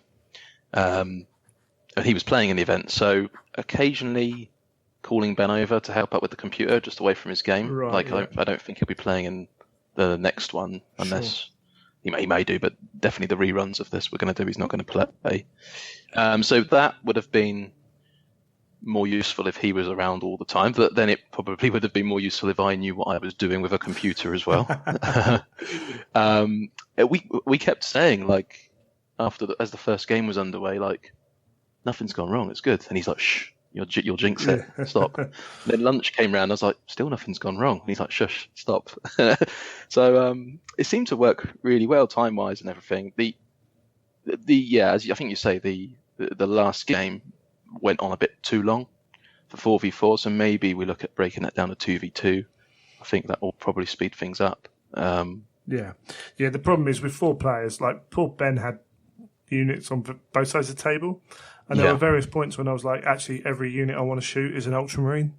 He's over there dealing with someone else being shot, and generally people were fine with rolling dice for each other. I can be a bit of a stickler that, like, they're my units. If they die by my dice, I'm not going to blame anyone. But luckily I only had 5 units. I'm a Mechanicum player, so I don't have a huge amount, and even if I do, I was firing 5 shots here. but it does slow the game down a small amount, but that builds up and builds up. Yeah, that's the problem. Yeah, I think, and you don't want to, I think the teams seemed like they were all having fun, but you don't want to be like tapped on the shoulder and go, "Oh, you got 5 armor saves to make." Well, what is that? That starts to happen, doesn't it? So I think, in hindsight, I think probably 2v2 will play that mission a little bit better. Just keep it to the time. Yeah, cool. And the other thing is with that mission as well, there's no way of not letting it run to course. If you had another mission where it was about equal control, then you can get away with a shorter game. But with that one, if it had been a 4 or 5 turn game, we'd have had no chance. Yes, you had to play for the full 6 turns, didn't you? But sure. We got there. It was good. Good. And how was it with players asking questions and everything else in that respect? Were you finding yourself looking for things to do during the games? No, not exactly. That's for sure. It was fine. I mean, I think the first round of missions went really well. We had hardly any questions come through, which was great. The second one was, as you say, with the blip counters, and then there was things like, how does the catastrophic damage table affect the blip counters? If you have a template land on a blip, how do you work it out? So, we kind of just on the spot house ruled that a little bit there and then. So maybe a bit more thought into that going forward would be good. No, but all I was doing really was walking around from table to table, making sure everyone's having fun, and asking how the games are getting on. Yeah. That was really about it.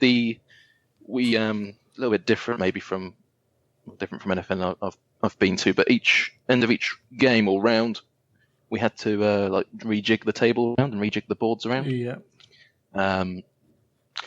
Which was fine, and we had Ben rendering and editing videos of taking the pictures we've taken and putting that in of the games we've played, and putting that on a video for you guys to watch again, and resetting the chairs up. So we just had enough time to get all that done. But maybe a little bit more planning there, I guess, would be ideal. It's always the way. If you run an event, every time people are playing, generally they are keeping themselves to themselves, and you'll get the odds. Yeah. How does this work? What rules this? And you're like, look in the rule book, look in the pack. But it's those in between times. That's when you're earning your keep. For sure. Results are coming in as you're trying to do everything else, and it's good you've got a team that works on that, which is really cool. But it's good that worked. And to be honest, as a player, we were chucked out of the room while we were rearranging, but that's fine. There was a table. We were all sat around. We were all talking about the game or just chatting, meeting new people. People were discovering podcasts and things like that, and asking questions, which is cool. You're getting to know people. Those are the times where you really get to chat to them properly. Which is good. So that's as a gamer, as a participant, there was nothing wrong with that at all. That was fun. I was going to actually ask you about that because I felt a bit rude at points saying, you all need to get out. It's just that's the price of what you have to do. And as I say, we were all just sat around chatting. It's what geeks do at the end of the day. It helped that there was an area to do it, which is good. And we went off for lunch at lunchtime and grabbed something up the road that was nice and cheap, and walked back. Plenty of time to do that. So we didn't feel rushed. We didn't feel like kind of forced out of anything. That works fine. I wouldn't have a problem with you going to an event where that happened again. That's good. That's all good. Cool. I think in terms of the gameplay, the event was a success. There are always learning points, and there always will be.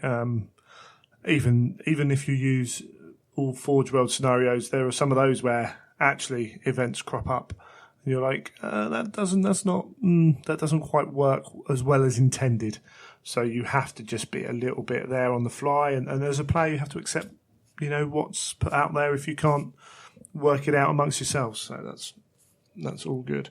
Let's talk videos. So right from the start, before we'd even attended the event, I think it's fair to say that you've gone a step further than other organisers I've seen. Definitely in the UK, but I don't think I've seen much of this around the world. And you had a promotional video? Yeah, so fortunately, Ben, as I keep mentioning about Ben, he's an illustrator and animator for. That's what he does for a living. Cool. So having him on hand to be able to make animations and etc. was great. So originally it started off as we'll just do a trailer, to help drive the narrative, which has been around on, floating around on Facebook now for a few months. I think I remember you seeing that one when it came out around sort of April, March time, wasn't it? Yeah, something like that. Yeah, and it feels that one feels very much like a GW trailer video. Oh, brilliant! I don't know if that was intended Ben will be really or not, pleased to hear that. But that's good. When they put up, it was very simple again, but it was an overlay over Quarter 7, so you got to see what you were doing, and you got a brief description of what was going on. It felt very much like the Warhammer TV videos they put out of say the undead were coming, and you'd have like a dead forest and whatever. It felt very much like that, which was really cool. Cool, yeah, and then that cut into. Without giving too much away for future players, but it then cuts into all the different mission briefs. Yeah. So, big thanks to Doug, at Table War for giving us the images of the mats. Excellent. Yeah, good old Doug. To be able to then animate those and have visual effects and alarms and explosions and then you're getting the idea behind it was a sort of like an old strategy game that you might play on a computer, when you have that initial this is what's happening, with a bird's eye view and then a bit of a run through of how to win the game. I felt like I was in either Starbuck or I was Top Gun, Tom Cruise, watching the video of what we're supposed to be doing with my little pack there, just kind of going, oh yeah, that'll be cool, I can do that. Which was it was really good, and it helps all that environment as well. That was the idea behind it, and to help people get involved in the narrative and help push it forward for the day. So and it's clear, people are concentrating because you have to sit there and watch it, and it's only a few minutes long, but when it's very easy to read a mission and kind of skim through it and not necessarily take it all in. But when it's on a video and you're sat there watching it because that's what you're going to do for the next 3 minutes, it's like, 3 points for that, 1 point for that. So you do take it on a little bit more, I think, which is good. Yeah, that's good. That's good. And I think everyone's reading them at the same speed, aren't they? At the same time, everyone's taking everything in. I could see at the back of the room, like a mission would be explained and the players would glance across to the actual room where the tables are to see which one's which. So you can tell people are engaging with it and taking it in, which is great. Yeah, no, it was very cool. And we had that for each of them. And as you say, also going around taking photos, in giving the brief kind of what had happened in the previous fight, it was our armies being shown. So it was you felt even more ingrained into the narrative because of that. Yeah, absolutely. So they had like a pre-recorded narration and effects there, and we just have to insert the pictures in on the day, and you guys are seeing your models fighting, and being told from like a historical point of view almost, isn't it? Like, this is what's happened. That's what we're kind of going for. So and that's what you're hoping for from a narrative as well. If you're coming and you're being asked to write this stuff, you're being asked to bring an army to play a specific thing, anything which helps tie you into that narrative, it's all creating it as, well, this is what could have happened. This is what happened in our fantasy made-up world. You are writing this story.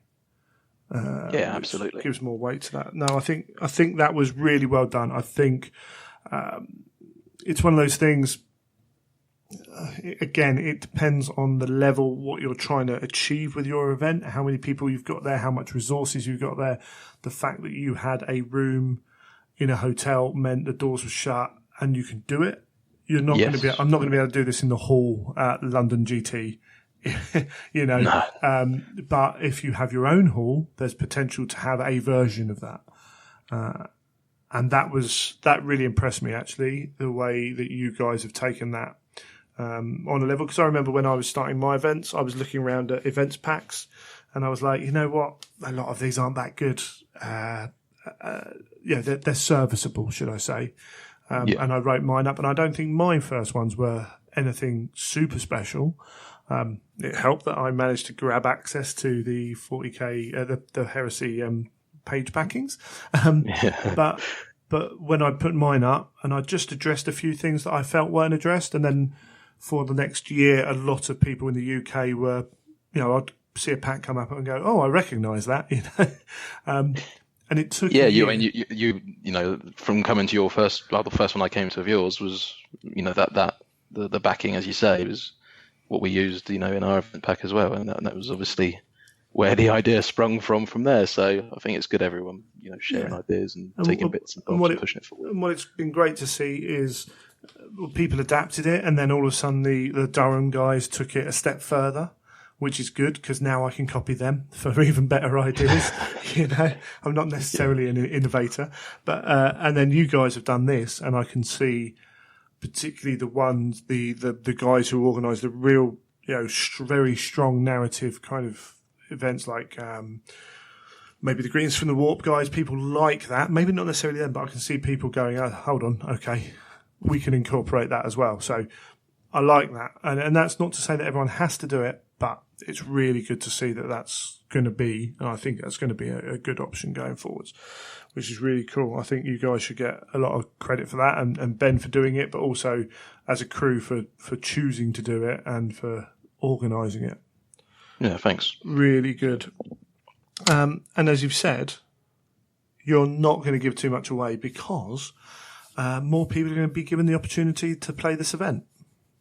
Yes, so basically the way it's being spun, if you like, what happened in the 21st of October when we played at this event is a tale of the events that had happened, right? Like sure. Most things, there's always a biased point of view being told. So the loyalists were victorious in that one. Quarter 7 managed to seal off its command center, and is managing to relay messages through the rest of the Recallion system for the bigger war that's yet to come.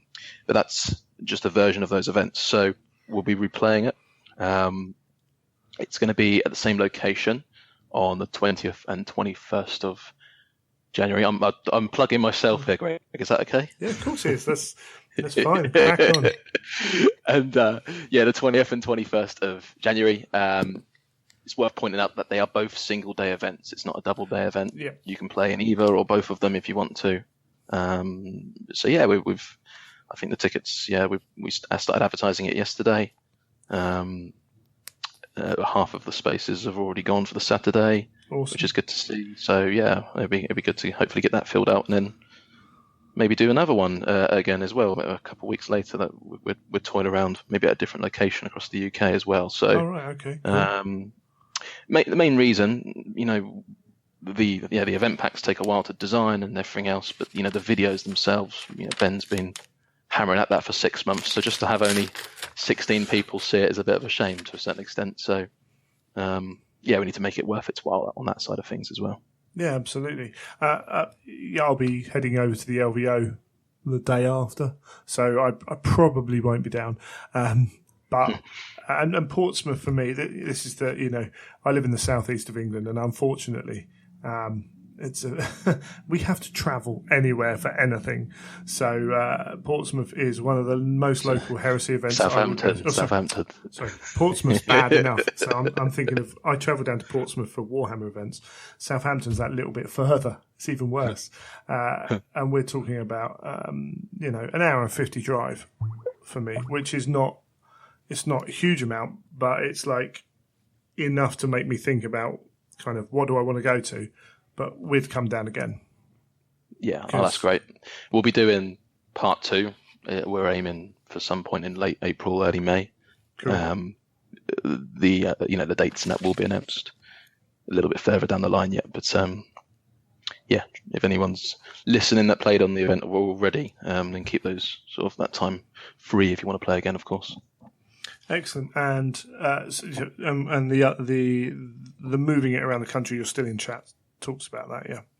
Yeah. That's It's going to be hopefully something that happens. But as you just said, for your reason, a 2-hour drive is something you have to think about, right? So, we might go right up north or something. That's kind of the plan currently, but it all depends on how many players would like to play on it as well. So Yeah, and I mean, you've got quite a good Portsmouth, Southampton area has a number of Heresy players, a fairly good kind of stronghold, and there are those strongholds around the country. So where I am, we have a few. Unfortunately, still waiting to see, but Heresy players don't seem to be as willing to travel as maybe a few other players. So bringing it to them is a way of making it work. Once you're all done, kind of, and you move on from this event, and you have a new event that you're going to do, will you make those videos public? Yes, yeah. We'll then be putting them out there for everyone to view and see on the channel. So yeah, on the Facebook page rather. So yeah, it's just that where there's so much of the narrative kept in those videos, it would be a shame to spoil it for those who want to come in and not know what's going on straight away. Hence why the event packs were never issued out before the day, and the lists and the fluff were all provided on the day for everyone rather than in advance. So no, I think that's definitely the right way, and you definitely get more reward from turning up, knowing only that you're going to try and take this this fortress planet toy thing for yourself, and that's it. Because absolutely. Everything's a challenge from there on. That's really good. That's really cool. Awesome. Was there anything you wanted else to bring up about the event or the events moving forwards? No, not really. Not in particular. No, thanks for everyone who came, and obviously thanks for giving me time today, Greg, to talk about it. So no, it's great. It's really good. So where's the best place to find out about this event or any future events? Facebook's going to be the best place. So it's 30K Frontier. The best way to contact me is just through the messenger button on there. Yeah. We have an Instagram page as well, but that's more for just showing off images rather than talking about the events and what's going to happen. So sure, yeah, absolutely, and we'll put that in the show notes. And I reposted the info for the next event as well on the Imperial Truth page. Yeah. So if you are struggling to find it, go there and you should be able to find it. Well, I can't wait to come down again. It's nice to attend an event rather than run one. Yeah, I bet. You'll soon find that out.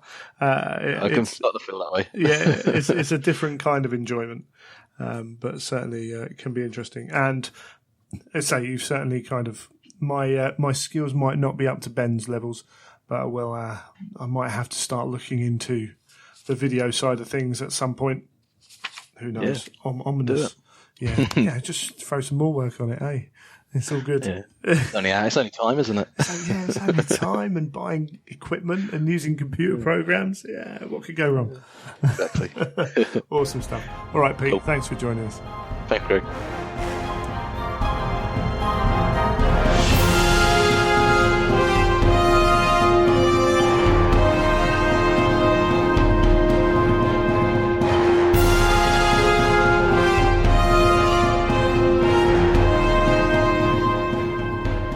Been a while, but Michael's back with us. Hello, Michael.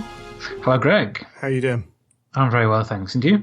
Yeah, I'm grand. And as stated in the interview with Chris, we're going to be talking about scars and pretty much just scars. We might touch on the short story afterwards. I can never remember what it's called. But it will be mainly scars. So we will try not to do anything Path of Heaven because that's a big enough subject of its own, I feel. Carry on, sorry. No, I was going to say, I think that's right. And there's plenty to talk about if we want to do Path of Heaven later, but also not everyone's going to be up to speed. So probably a good proportion of listeners will have read Scars, but maybe they won't have read Path of Heaven. So let's not do any spoilers for that. Yeah, absolutely. And we'll do it. We'll give it its own time in the sun later on. So cool. Scars. As Chris said, this is the first. We'd seen elements of the White Scars before, so I think we'd seen them in the first Dark Angels book on Sarosh, if I remember correctly. And we also had the Garrow audio, which had the slightly comical voices. But but very little. They appeared here and there. This is the first real look at the Legion. Of course, we had Brotherhood of the Storm. Moon. Yeah, Storm. Yeah, the novellas. Yes, I get them really confused. The novellas, Brotherhood of the Storm. That's right. Yeah, trying to remember which one's which. Yeah, so we'd had that from Chris in the build up to this. Actually, before we start on the actual story, did you read this as a serialized piece, or did you wait and get the book? Yeah, I read it as a serialized originally. So I reread it for this episode, and I think that was the third time I'd read it. So first time serialized in bits, second time presumably sometime. Well, in fact, I know it because I wrote my review. So that was I think that was just last year, and then again this year. So quite an interesting experience, really. It was interesting listening to Chris talk in the interview about how much he sort of, I guess, enjoyed writing it in a serialized form, which perhaps wasn't what I was expecting him to say. No, I was just thinking. I'm not an author, but I was thinking if you're having to write something and deliver bits of it before the entire thing is finished, that in itself must be quite a challenge. And then having to, like Chris was saying, about having to make them 12, however many it was, complete chunks. It's got to be tricky. And I think they did it right, because it wasn't the first serialized book, but it was a relatively early in a set of them that we saw. And I felt that some of the later ones have tried too much to make each piece a standalone short story within a book. It was the first time Black Library did a serialized novel. Was this before the Gilead book that Dan and Nick did? I thought that had come first, maybe. But could be. See, that wasn't Black Library, was it? Yeah. Was it the Gilead? Yeah. Oh, no, that was followed on, didn't it? Sorry, apologies. I'm thinking of old. Yeah, I think they advertised it as their first time. They were trialling it. Okay. Because I was very aware, because I spoke to someone at Black Library who was sales manager at the time, and he said, well, if you're going to try these things, you try it with a Horus Heresy book, because there's the interest there. That's interesting. So, they're almost guaranteed to be a level of success with that. Because I had issues with, look, am I going to buy this in 12 parts? I'm a collector. I'm still going to buy the hardback when it comes out. Yeah. And that was my issue with it.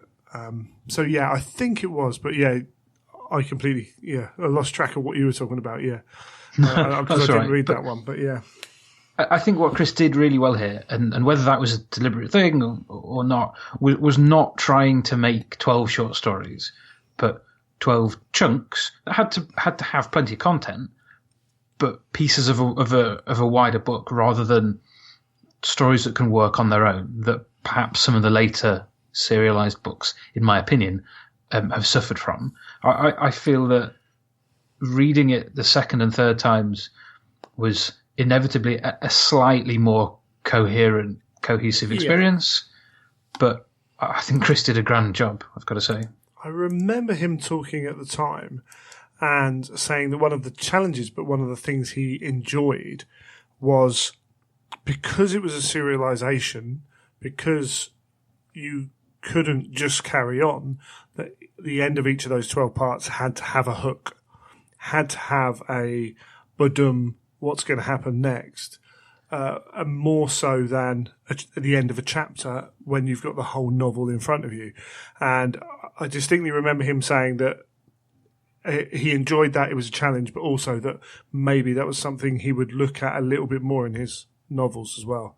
So that's quite an interesting kind of aspect of that. Yeah, for sure. And I mean, these things obviously bring up different challenges depending on how you write a book, I would imagine.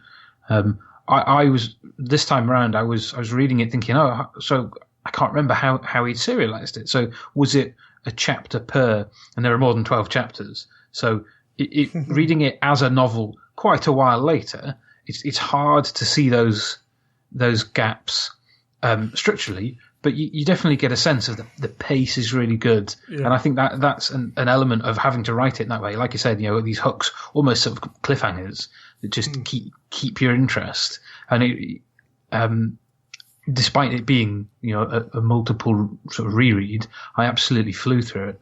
So I think that's testament to a success in that respect. Yeah, and the fact that you can't easily identify how it was broken up means that it works as a novel, which it has to. That's the important part, because down the line, that serialization is only going to last for the period of that serialization. Down the line, people are going to be buying the novel as a whole. Yeah, absolutely. It's more sensible to do it that way. Brilliant. So, Scars, we've got, we come from Brother of the Storm. We've had the whole, the scars are everywhere. No one really knows what's going on. And I felt this book carried that on pretty well whilst revealing some of those layers of what they're about. I mean, I think Scars was an interesting one in that I was thinking about this just this evening. I feel like it's a little bit like the Heresy in Microcosm in a few different things it does. One of those is revealing things about the setting, in this case, a Legion, that we didn't know. If you see what I mean? Before the Heresy, people would have gone, White Scars, lots of bikes, like space Mongols. And then Chris put all this information in front of us, this depth of character, and all of a sudden we went, oh yeah, didn't really know anything about them before. And so he did a really good job of that, which we can maybe go into in a bit of detail later. It also did that thing that the Heresy does, which is apply a little bit of grey area texture to things that maybe in the past were black and white. Yeah. So the Scars are loyal. The Scars are all about jetpacks and speed. All these sort of things, the elements that we did know, actually not necessarily knew really what we thought, or had sort of different aspects, different elements that, like the Heresy overall, we know what happens. Well, we know the version that the winners wrote, or exactly. in inverted commas, the winners. Yeah. But I also think one thing which only really occurred to me recently was that it's an interesting look at how, sort of the subtext, at how Horus, I guess Horus's arrogance played into the hands of the loyalists. So Horus, in a number of areas, if you go and look through the series, things like how he tried to deal with Ferrus in advance, how he tried to deal with Sanguinius, and how he tried to deal with Khan, just it feels like he was overconfident in things. And this book is a really interesting example, in as much as it's quite clear throughout the book that the Khan and Horus had a really strong relationship. We learn that. We see that Horus was really one of not very many of the brothers that Khan trusted. And you feel like the loyalists, the rest of the Primarchs, the rest of the Imperium, was sort of going, we don't know this guy. I mean, if anyone's going to turn, there's a fair chance he is, because we can't predict him. Horus tried to take advantage of that and went at it the wrong way. And I just think this is really interesting to add on to those other layers of a look at, that just didn't work out for him. Yeah. For the best, thankfully, should we say. It shows us why he was chosen as War Master as well. Pre-turning, he, as you say, he was, the Primarch that Jagatai felt close to. No one else can do that. We get another reason of why Horus was chosen as War Master, because that was the thing. He could lead the other Primarchs, whereas none of the others really could, possibly Sanguinius, which is always the thing that's written about. But as you say, that overconfidence, that assumption, and whether it's quite interesting to look at that, because we've got this overconfidence, but we don't necessarily have exactly where that's come from. Whether it's just this, he's had the scales taken off his eyes and he sees it, and now he's kind of like everyone will see it, or whether he is just that overconfident. Because that's what I quite like, the fact that we don't fully know, because he is confident, he is bold, but as you say, it's that assumption that he'll fall into line. Yeah, which and he misjudges the Khan quite a lot in that respect, because the Khan's reaction is like, well, no, hold on, I need to know what's going on. I'm my own man. Which, in theory, he should have known, because the Khan is always his own man. Yeah. And I think I made a note of some quotes as I was going through, and I think this book is about loyalty, isn't it? It's about no one knew enough about the scars to be able to make a judgment. If you were to place one thing of importance on this book in context of the series, it's are the scars loyal? Who are they? What can you expect from them? And there's a particular quote that I thought was really interesting, where it said orders are not important. The Khan said, oaths on the other hand are. We shall see who has been keeping theirs. And that's so interesting. In the Khan's understanding of loyalty is not blind loyalty. Yeah. It's his own standard. That's really important. Absolutely. Yeah. And he holds everyone to those, those ideals that he has, which is really good. And we see the strength of that oaths come in down the line as well. Yeah, which as readers who have read the rest of the sort of the Scars arc will definitely see. Do we want to just talk in this for people who are less familiar with it, or are we assuming that everyone who's listening to this, knowing full well that there are potentially going to be spoilers, will have read the book? Do we need to go into that earlier detail? I think we do. There will be people that listen to this who don't necessarily read the books as much, so we will spoil some parts of Scars. If you're going to read Scars, and you don't want to know what's happening, then I think just avoid it for now. Yeah, come back to this later. Yeah. See if you agree with us. Because I guess, I mentioned loyalty there. The gist of this is, it's an introduction to the Scars for a reader and readers of the series. Who are they? How do they work? How do they end up where we think they end up? Now, this does not tell that entire story, but it tells the beginning of that. And it sort of follows on from Brotherhood of the Storm, in as much as Brotherhood of the Storm looks at those two, the two Khans, so a Terran Khan and a Chagorian. I don't know if I'm pronouncing that right. Yeah, I think Chagorian's correct. Fair enough. So Torgun, the Terran, and Shiban from Chagoris. And so Brotherhood of the Storm is looking at the conflicting ways of working and ways of fighting, in as much as they're both White Scars, but they approached warfare in a very different way. And that's set on Chondax, the White World, and that's part of the big campaign that the White Scars are off doing. So they're the Legion who have been off on the fringes, going at their own speed, which is gone much faster than everybody else. And nobody really knows what they're up to, but they don't mind. That's been the case. They've always just been happy doing their own thing. Yeah. Now, what's actually happened is that they've been manipulated into that, as the book goes into detail. But where it sort of starts is them off on the edge, really out of contact, not receiving any information, not knowing what's going on. And at the same time, you see a little side arc, which I suspect, Greg, you were quite enjoying, which is the Space Wolves. So it's the Space Wolves in the Alaxes Nebula, or around about the Alaxes Nebula, after the events of Prospero. So after the events of Thousand Suns and Prospero Burns. Now, both legions, the Space Wolves and the White Scars, end up faced with the Alpha Legion. The Space Wolves faced with a very aggressive Alpha Legion. The White Scars faced with a very strange, I don't even know how you'd explain it, a blank Alpha Legion who were just there, not explaining their context. And the White Scars are just beginning to start hearing back from the rest of the world, and they're getting the rest of the galaxy, I should say, and they're getting conflicting information.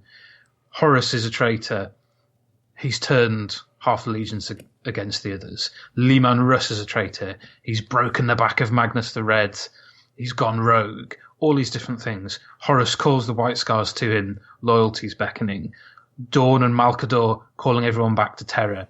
Different loyalties beckoning. So in that mix, the Khan is having to work out what's going on, make his own mind up. But obviously Horus hasn't been inactive. Horus has put plans in place to make sure that the Scars are where he wants them to be. The Alpha Legion was sort of not sure. I don't know about you, Greg, but I quite like the fact that you've got the Alpha Legion in two places, don't really know who's making decisions, if that's a cohesive whole, if two factions of the Alpha Legion are working in a different way. You get that little extra bit of conflict and a sort of possibility in there without ever really knowing the detail. Yeah, absolutely. And you get this, you get the juxtaposition between them and the Space Wolves as well, which is, it's a constant actually through the Scars story because of, and it's, potentially, fed in because of the nature of everyone looks at them as being the same out of universe. It's like, oh, well, they're very similar. And Chris, I mean, the Alexis Nebula is something that's been sort of in the background. No one really knew what was going on, if I remember correctly. But it was, why don't the Space Wolves make it back? And Alexis was part of that original theory.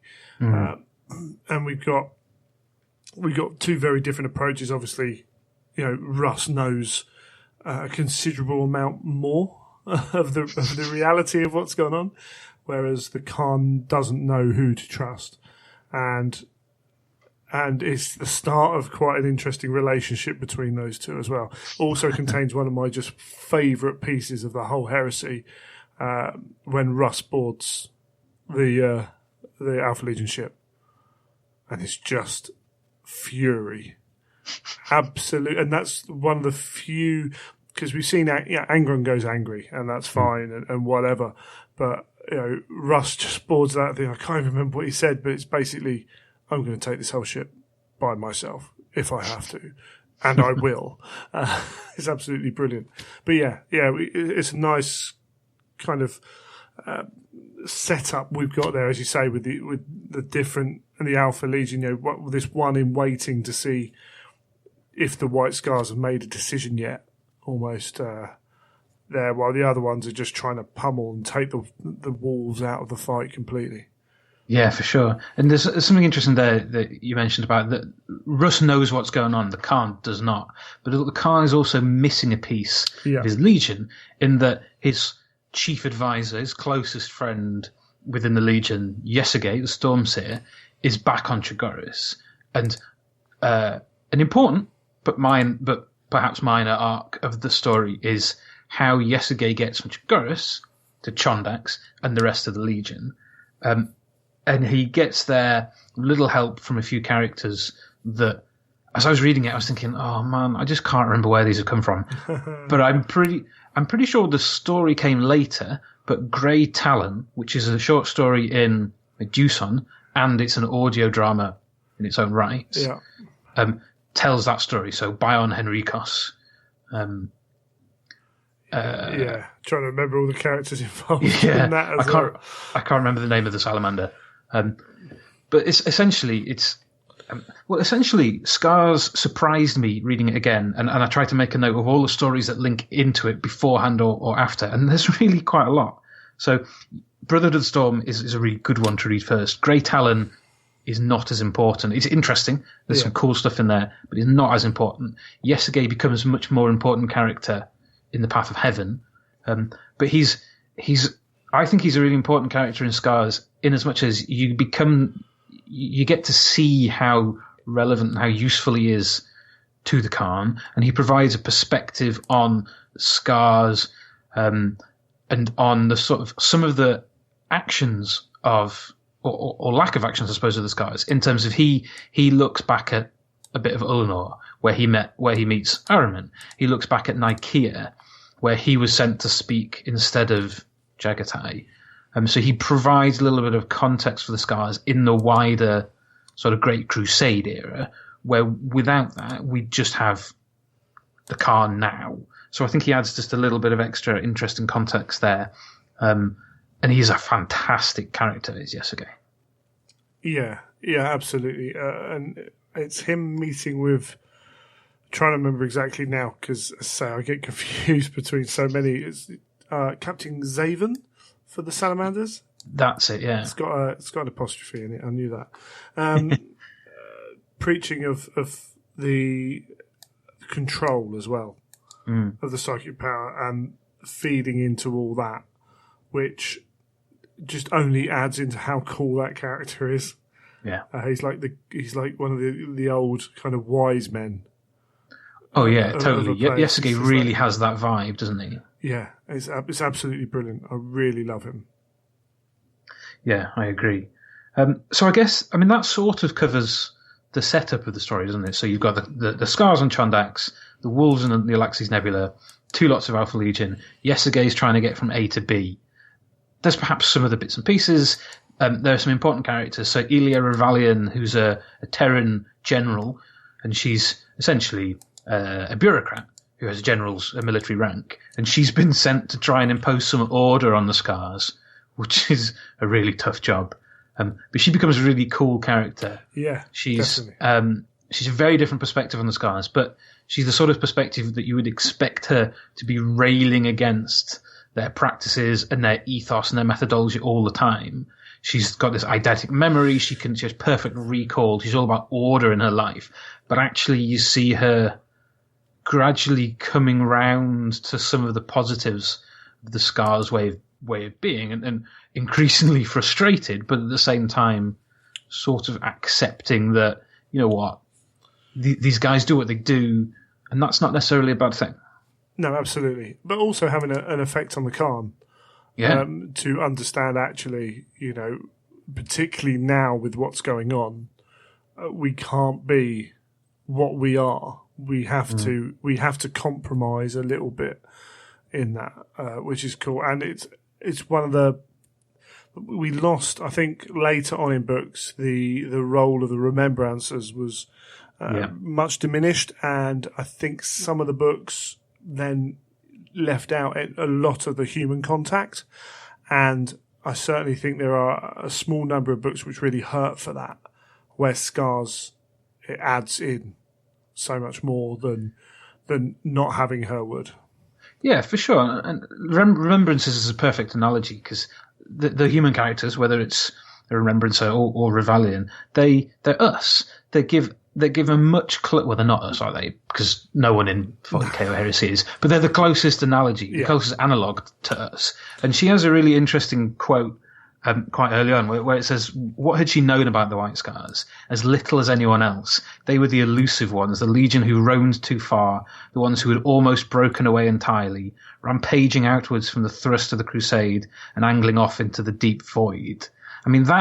Her perspective on the Scars is so powerful, because that's our perspective. That's all we know. That we know that they're about speed, that they're about going off and doing their thing.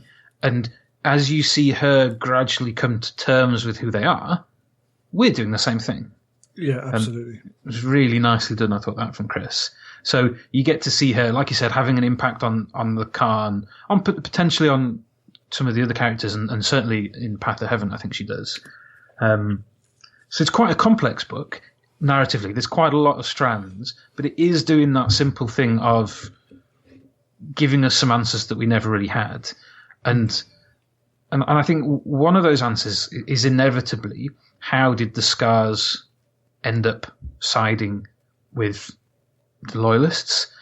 And you get this interesting sort of conflict within the Scars, which determines that, which is not entirely Terran Scars versus Chagorian Scars, but there's a little bit of that in there. There's that divide, which is almost a racial divide, because the Terrans don't understand, and Chris seemed to make a point of going into that Torgun and the other Terrans had to really work to understand how to use Chagorian language, whereas in contrast, the Chagorians never really got to grips with Gothic, which is part of the important sort of character development to Yasuge and his feelings of regret around Nicaea. So that sort of conflict between the two of them, the different sides of the Scars, the way that some of them are just content with where they are. Yeah. Shiban's all about laugh as you kill. It's about go as fast as you can, get as out there as you can, enjoy this. Whereas Torgun and the Terrans are a bit more staid, a bit more reserved, trying to act like more traditional sort of military force. And that contrast is the Khan, because he's both sides of that. He, on the surface, he's all about laughing as you kill, and just wanting to go out there and be his own man. But at the same time, there's a little sort of kernel that we see a little bit of resentment. There's some scenes with him and the other Primarchs where he's sort of the quiet one in the corner.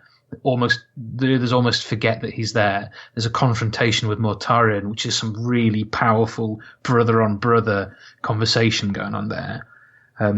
He meets Magnus, sort of. Where have I got that? Magnus is talking about his soul, and he says, "I see yours before me, much as it ever was, impatient, burning with resentment," which I thought was really interesting because Magnus has that insight. Yeah. He's one of the few of his brothers that sees through the facade, and actually the Khan has come to terms with his position, but maybe that's not entirely where he would be if he could. Yeah, absolutely. You can feel for it, and you feel a little bit of that with his interactions with Russ, and later on as well. Russ is the big bold one, and then the White Scars are compared to them, and that resentment's there. But he's kind of just let it get on with it. Whatever, people can think what they want. Yeah, definitely. There's a scene with Elia Rivalian and her sort of minder. I think he's called Halgi, where she's trying to understand how they see themselves. She's trying to understand why he doesn't like comparisons with the wolves. And she basically stops and says, "You're jealous." And he's like, no, and tries to put this sort of brave face on it. And she's got to the heart of it that he's sort of not bothered, but at the same time he is bothered, which I really like. And Chris has done a grand job with that wolves comparison, and I suspect it comes from just an understanding, and I think this came across in the interview we did with Chris. This understanding that while there are some similarities, that those similarities are really interesting, but they're sort of two sides of the same coin. And yeah, you can understand why people would think that, but it's look deeper and it's really not the case. Yeah, absolutely. And we've talked before, and I honestly think, and it was quite hard a couple of times with the interview with Chris, because I want to praise the guy, but you do that on an interview with the guy, and it just comes across as I'm pandering to him and what have you, and it actually can be kind of not a great thing to listen to. But actually, I think Chris is possibly the best character writer that's regularly turning out stuff for Black Library. Yeah, I think that came across fine in the interview. If I'm honest, I think your respect for the man was very obvious in a good way, but that reflects pretty much everybody else's. Chris is one of the few authors that I see at the moment that almost not a bad word to be said. Some people will find criticism and everything, and you know what? Not everyone's going to like Chris's work. Not everyone's going to like everybody's work. Absolutely. That is entirely fine. But there are very few criticisms of Chris's work, and Scars in particular is one of those books that people say, "Oh, what are your favourite Horus Heresy books?" And there are a few, Horus Rising, some of the other ones, sort of in that early-ish period. But Scars is one of those ones that comes up time and time and time again. And it's an incredibly powerful book. And so if I'd been talking to Chris, I would probably have been doing exactly the same thing. Yeah, I think it's fair to say I have talked to Chris about a book of his I didn't particularly enjoy before. That's interesting. And, it was his 40k battles one. Wrath of Iron. And I can understand why, because that's an interesting book. I think a lot of it is to do with Iron Hands. I've said this before. Iron Hands bore the hell out of me, and Chris didn't do anything which made me change that mind. The human bits of it were fine, but it's interesting with Chris and with all the Black Libraries authors actually, because people who don't get to meet them, if you're honest and respectful in the way you do it, you can tell them I didn't like your book, and it's fine, And if you see ADB on Bolt and Chainsword and people say, "Oh, I think you were a bit heavy-handed here," or whatever, every now and then he kind of goes, "Yeah, you're probably right, actually." Yeah, but you hit the nail on the head there if you're sort of honest and respectful with it. These guys work hard on these things. It's not like Chris turns a book out in a week and goes, yeah, whatever, it's done. He puts a lot of effort into that, in the same way as anyone in any workplace. You should respect people for the work they do. Yeah. If you don't like it, that's completely fine. I would argue that in person, talking to someone about something that you weren't so happy with, in a way to try and understand what they were getting at, to see if maybe your opinion chimes with them, or maybe if they can persuade you, that's completely cool. I'm really, really for that. What I think you have to be careful with is using the platform that the internet gives us to go, this is not great. Now, I'm going off on a bit of a soapbox here. If I don't like a book, I'm not going to tag the author on Twitter when I tweet about the review. Sure. It's disrespectful. If I see that author in person, I might mention something and try and learn a bit about it, but I'm not going to put it right in their face and go, this is terrible. So you're right. Honesty, bit of decency and respect. Absolutely. And Chris is the nicest man in the world, so he's not going to have anything bad to say. Yeah, absolutely. And we have, slight tangent there, but the reason is because actually this story is about the White Scars making the decision, and they go from point A and they end up at point C. And actually, when you think back on it, it's not like this isn't the all-action story that you're going to get somewhere else. It's not you're not flying all around the galaxy doing lots of different things like you are in other books. But it doesn't hurt for that at all, because there is so much going on. As you say, you've got these elements within Legion, you've got this cultural clash, you've got elements of those people, and the lodges are involved in this, in that they just assumed that the Scars would join with Horus, because why wouldn't they? And half the Scars assumed. Yeah. What I thought was really interesting was this way that the Scars didn't really know what they were getting themselves in for. They looked up to Horus as much as more than the Khan did. And so the Scars within the lodges genuinely believed that if they just put their case in front of the Khan in the right circumstance, in the right way, the right time, he'd understand. That's fascinating. Now, obviously, they didn't know the full picture, and when they finally do get to put that in front of him, he's not in the best of moods, and he's had some revelations, but that... Yeah, and I think there's a little bit there of he knows that he hasn't been around enough to stop it, because the nature of what he is and how his Legion work, and in another Legion this might have been stopped earlier. Yeah, well, I mean, there's a point at which he says to Mortarion, I think, that he knew, he let them get on with it. He's not bothered. He trusts his sons. He clearly, regret's not the right word, he clearly recognises towards the end that, you're right, he's not done the right thing. Which works really nicely. And it gives the Khan a sense of humanity, I think, that he sort of acknowledges when he makes mistakes. He recognises his failings, and he recognises that he couldn't have been the War Master. Yeah, absolutely. And again, I keep coming in with quotes, but I really enjoyed finding these quotes on this. Again, talking to Mortarion, he says, "I care nothing for Dominion, never have. You, on the other hand, you yearn for it." And that's the Khan Mortarion in a nutshell. Mortarion is embittered because he believes he's due more than he has, whereas the Khan, not interested. He would have turned it down, you get the sense. I mean, he doesn't explicitly say that, but I mean, he's clearly not suited for that sort of role. But he's very honest with this sort of thing. And where a lot of the other Primarchs try and hide beneath the veneer of humanity, or embrace certain aspects and reject other things, the Khan is comfortable in his own skin. He didn't like the Emperor. He didn't get on with him. He had an argument. They fell out. That's a big part of why he went off to do what he did. Wow, mind blown. He's honest about this stuff. Again, there's the line that said the Khan never cared much for the Imperium, but truth, that was important, as was loyalty. I mean, this is cool stuff. Yeah. But he also has a really interesting perspective on his nature and the warp. And again, I think a slightly conflicted one, because there's a bit where, I didn't write this one down, but there's a bit where he's talking to Magnus and about the Librarius, and he's basically saying, yeah, but I'm not gifted. You and Sanguinius, cool, but I'm just here because I agree with you. And he says, I'm not gifted. And Magnus just raises an eyebrow and goes, no, really?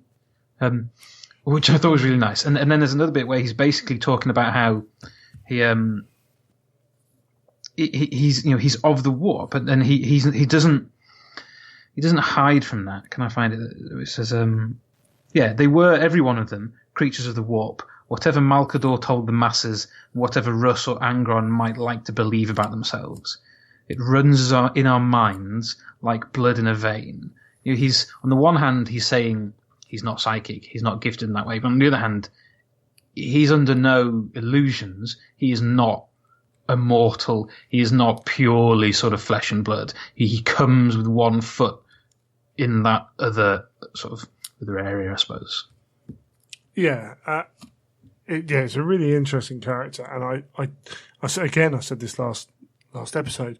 I find it really interesting that they might not always get it right, but the two Primarchs who are prepared to look at who they are seem to be the most uncivilized in exclamation marks.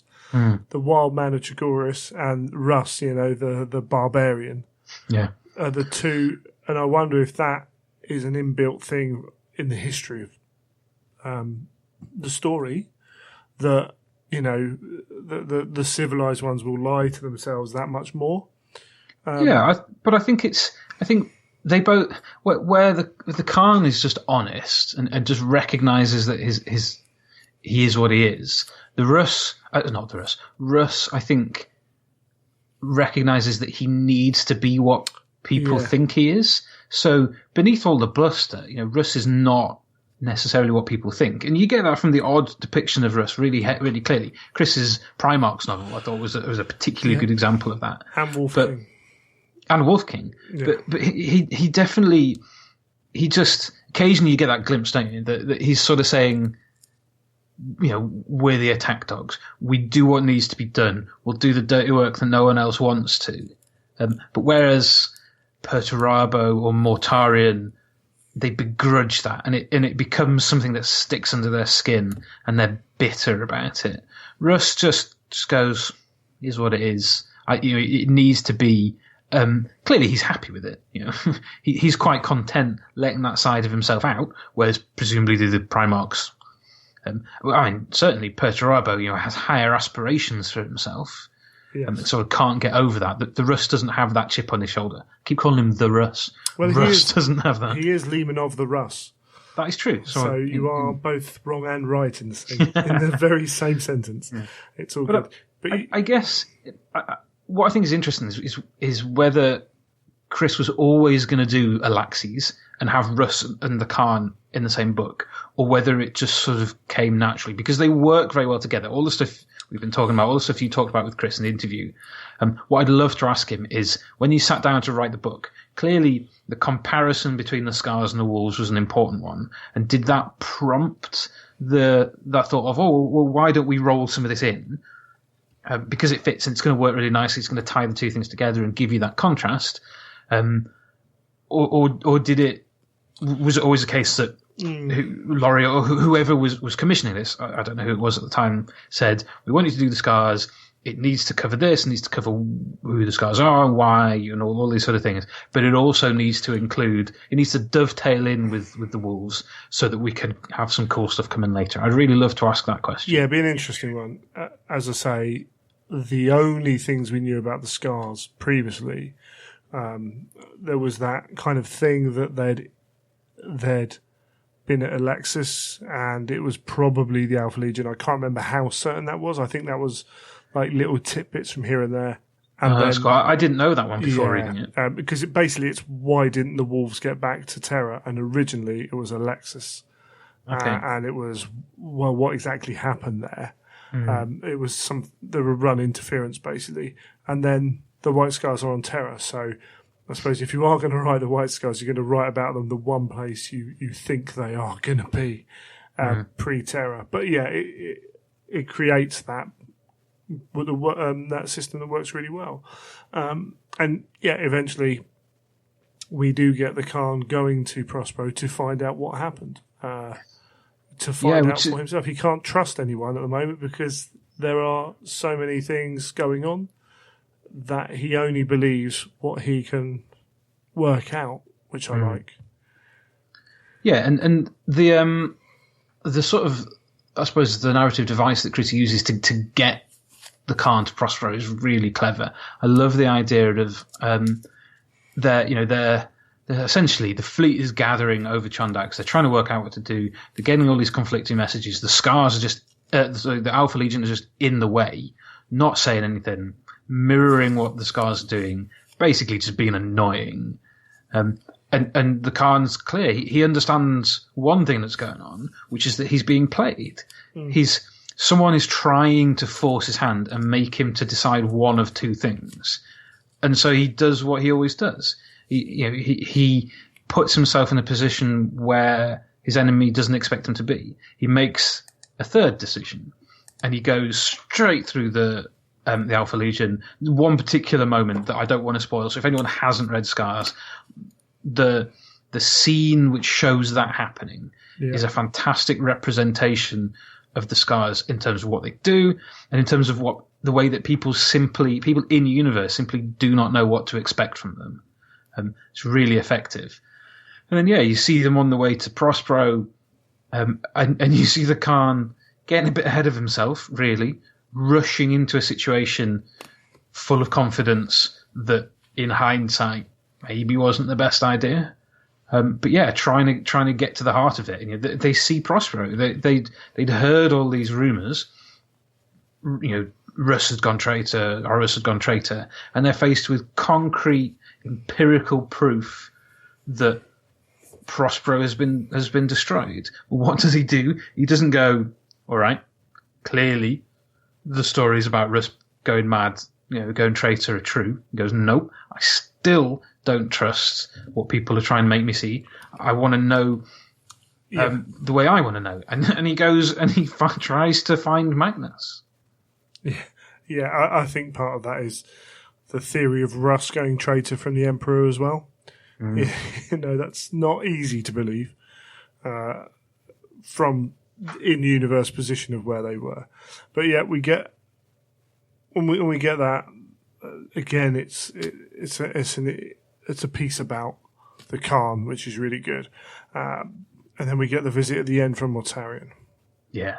So he's essentially met a shade of Magnus. He's had a revelation. He understands where he is. He understands what he needs to do, and he's essentially rescued his Keshig. Is that the word? His sort of inner circle. I don't know if I'm pronouncing it right. I cannot pronounce the name of the guy who leads that because his name begins with a Q, and I just don't know if that's a ch or a k.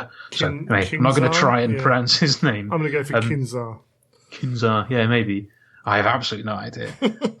But before they can work out what to do, or I suppose I should say they've attracted the attention. They've found another character who becomes quite interesting in their wider arc. Revuel Arvida, who is the last remaining Thousand Son on Prospero. Although he wasn't there at the time the wolves were there. He gets there later. He's a useful tool to help the Scars leave, but he becomes quite an interesting plot point as that little arc goes on. But the Khan is there. Before they can go, Mortarion arrives along with the Death Shroud. And not only is it a cool fight, it really is the immovable object versus the irresistible force, but just the bitter war of words between those two. And I might be making this up, but I feel like there's a moment where Mortarion basically goes, "This is it now. This is forever. This is a feud." And I really like that because we know that there's real bitter enmity between certain Primarchs, Russ and the Lion in the Loyalist side, but certain, I guess, Dawn and Perturabo. Yeah. There are Primarchs on either side of the divide who we know don't get on. I mean, maybe that was a thing in the lore all the time, that the Khan and Mortarion had a grudge. I didn't know that, and I kind of like that as as a little extra thing of, oh, cool, this is adding another layer of detail to the story. Yeah, and sets up future books and potential future meetings in more important places. But yes. yeah, no, it was good. And as the immovable objects and unstoppable force, it is quite a cool way to go about it. Definitely, and I think Mortarion came across really well. So Chris also wrote Demonology. I think he did. Yeah. And I'd heard a lot of people calling for him to write the Fall of the Death Guard or the Mortarion Primarch's book, which I gather he's not doing either, because I think is Guy doing the Mortarion book. I think so. And I'm pretty sure I saw someone tweet at Chris saying, "Please tell me you're doing the Fall of the Death Guard," and he basically went, "I'm not, but I know a guy who is." Obviously he wasn't naming any names. I'm thinking maybe Jim Swallow could be. I wouldn't be surprised if he put his name down on it. But anyway, that's a conversation for another time. But I think Chris did a fantastic job of Mortarion. I actually think Mortarion comes across very well, and I don't mean very well in a positive character trait sense, but in a as a fan, I think he was brilliant, and he was layered a bit more detail than the sort of generic bad guy that he sometimes is seen as. I think Chris has a good handle on that, and the sort of, like I said, the war of words and the physical fight between them was very powerful and served as a really nice sort of finale alongside the ongoing events in the White Scars fleet, which sees the tensions between the two factions, the guys who are leaning towards the War Master, led by some pretty big names within the fleet. I can't quite remember the Noyan, one of the Noyan Khans. So I don't know what the comparable rank is in other legions. One of the head honchos, anyway. The equivalent of your Abaddons and those sort of characters. And really facing up against not the other Noyan Khan, although he appears a bit later, but Shiban Khan. So the Chagorian Khan who's in Brotherhood of the Storm and who's a really strong character throughout, is trying to understand what's going on. And so you get those two things. You get the Khan and Mortarion fighting on Prospero, and then you get the almost the battle for the soul and heart of the Legion within the Space Marines as opposed to Khan at the same time. And so that works really nicely. So it's not just like a big boss fight. It's a powerful ending because it's a battle of ideologies as much as it is, force of arms. Yeah, definitely. And that's the outcome of that is explained in the short story afterwards. That's right. Which one is it? I never remember which one it is. That one's Brotherhood of the Moon. Oh, it is Brotherhood of the Moon. Yeah, and this, if you've read Scars and you haven't read that, go and read that immediately after, as soon as you can. And if you're going to read Scars and you don't mind the spoilers and whatever you've done, you've listened to this, read Scars, then read that, because it just makes Scars much more powerful. It does. It has a real sense of poignancy because basically what it's doing is, at the end of Scars, the White Scars who had essentially sided with the War Master are defeated. Game's up, time's up, game over. But you don't really see the outcome of that. You don't see the implications. You see the implications inferred in Path of Heaven. Brotherhood of the Moon is a very personal depiction, isn't it, of what actually happened next. Yeah, and their trial. Yeah, and the weight of the oaths they've taken, and if you compare the White Scars, the way they handle their oaths, to the way Perturabo handles his oaths, you've got a very different way of looking at it. And it certainly puts Perturabo in a very bad light. Just my heart kind of bled a little bit for these White Scars who had some of them had been led down this path, and at the end of the day, they've chosen to do it, but they were doing it under the pretense of their betters telling them, oh yeah, no, it's going to be fine. Yeah, Horus, we'll join with Horus. It'll all be good. Absolutely. They believed in what they're doing, and you can really understand why. Horus was the War Master, and they all believed he should be the War Master, and he was the noblest son, the brightest light. You can absolutely see why, arguably still loyal, White Scars would side with him, because they're loyal to their beliefs and they're loyal to their experiences, which really is what the Khan espouses in his own philosophy. Yeah, definitely, and it's a really good piece, and it just made me love the Scars even more, even the ones who turned traitor. Yeah, but I think that's what this whole arc does.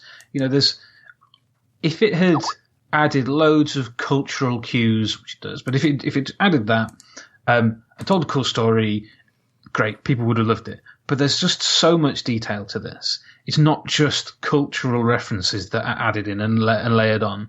There's a real sense of personality to these characters. And like you say, the traitors, you don't often, or maybe some people do, I don't often look at the traitors in the heresy and think, yeah, okay, I mean, I can sort of see what you're getting at, and like you said, have that sympathy for them. Testament to Chris's skills as a writer, I think that he can do that. Yeah. But it does very powerfully. But what he's also done really is tell the core of quite a wide-ranging story. So I was trying to work out all the different things. So we've talked about how Brotherhood of the Moon follows on pretty much immediately from the Scars, but there's other stuff. So if you are for whatever crazy reason still listening to this, thinking, now I need to go read Scars for the first time, please make sure you've also read things like the Prospero arc, so 1,000 Suns, Prospero Burns, because you need to know what's going on with that to really get the context of what Russ is doing. Brotherhood of the Storm gives you a nice little pre-warmer sort of thing to the characters of Shiban and Torgun. Grey Talon, if you want, gives you some info about Bion Henricos. Yeah. But then post Scars, Brotherhood of the Moon, absolutely read it. Go and read it straight away. Then you've got Allegiance, which deals with Arvida. Yeah. I'm pretty sure that comes before Path of Heaven, although I'm a bit hazy on this. There's also Demonology, which takes a little bit of a look at Mortarion, and certainly it hasn't yet been continued, but potentially that will be picked up in some of the Death Guard stuff. You've then got Wolf King, which is a really, really good novella. And we could talk about that in quite a lot of detail if I could remember more of it. We can do that another time. Yeah. But that continues so basically you don't get a conclusion to what's happening with the wolves within Scars. You see the next step, but that doesn't sort of finish. So Wolf King takes that out of Scars sensibly. Scars, I think, would have been diminished by having that narrative within it. Definitely. So Wolf King works really well as a standalone. And I think is going in Burden of Loyalty, book 48, the one that got recently shown with the massive titans on the front. Yeah. I think Wolf King is going to be in there along with Cybernetica.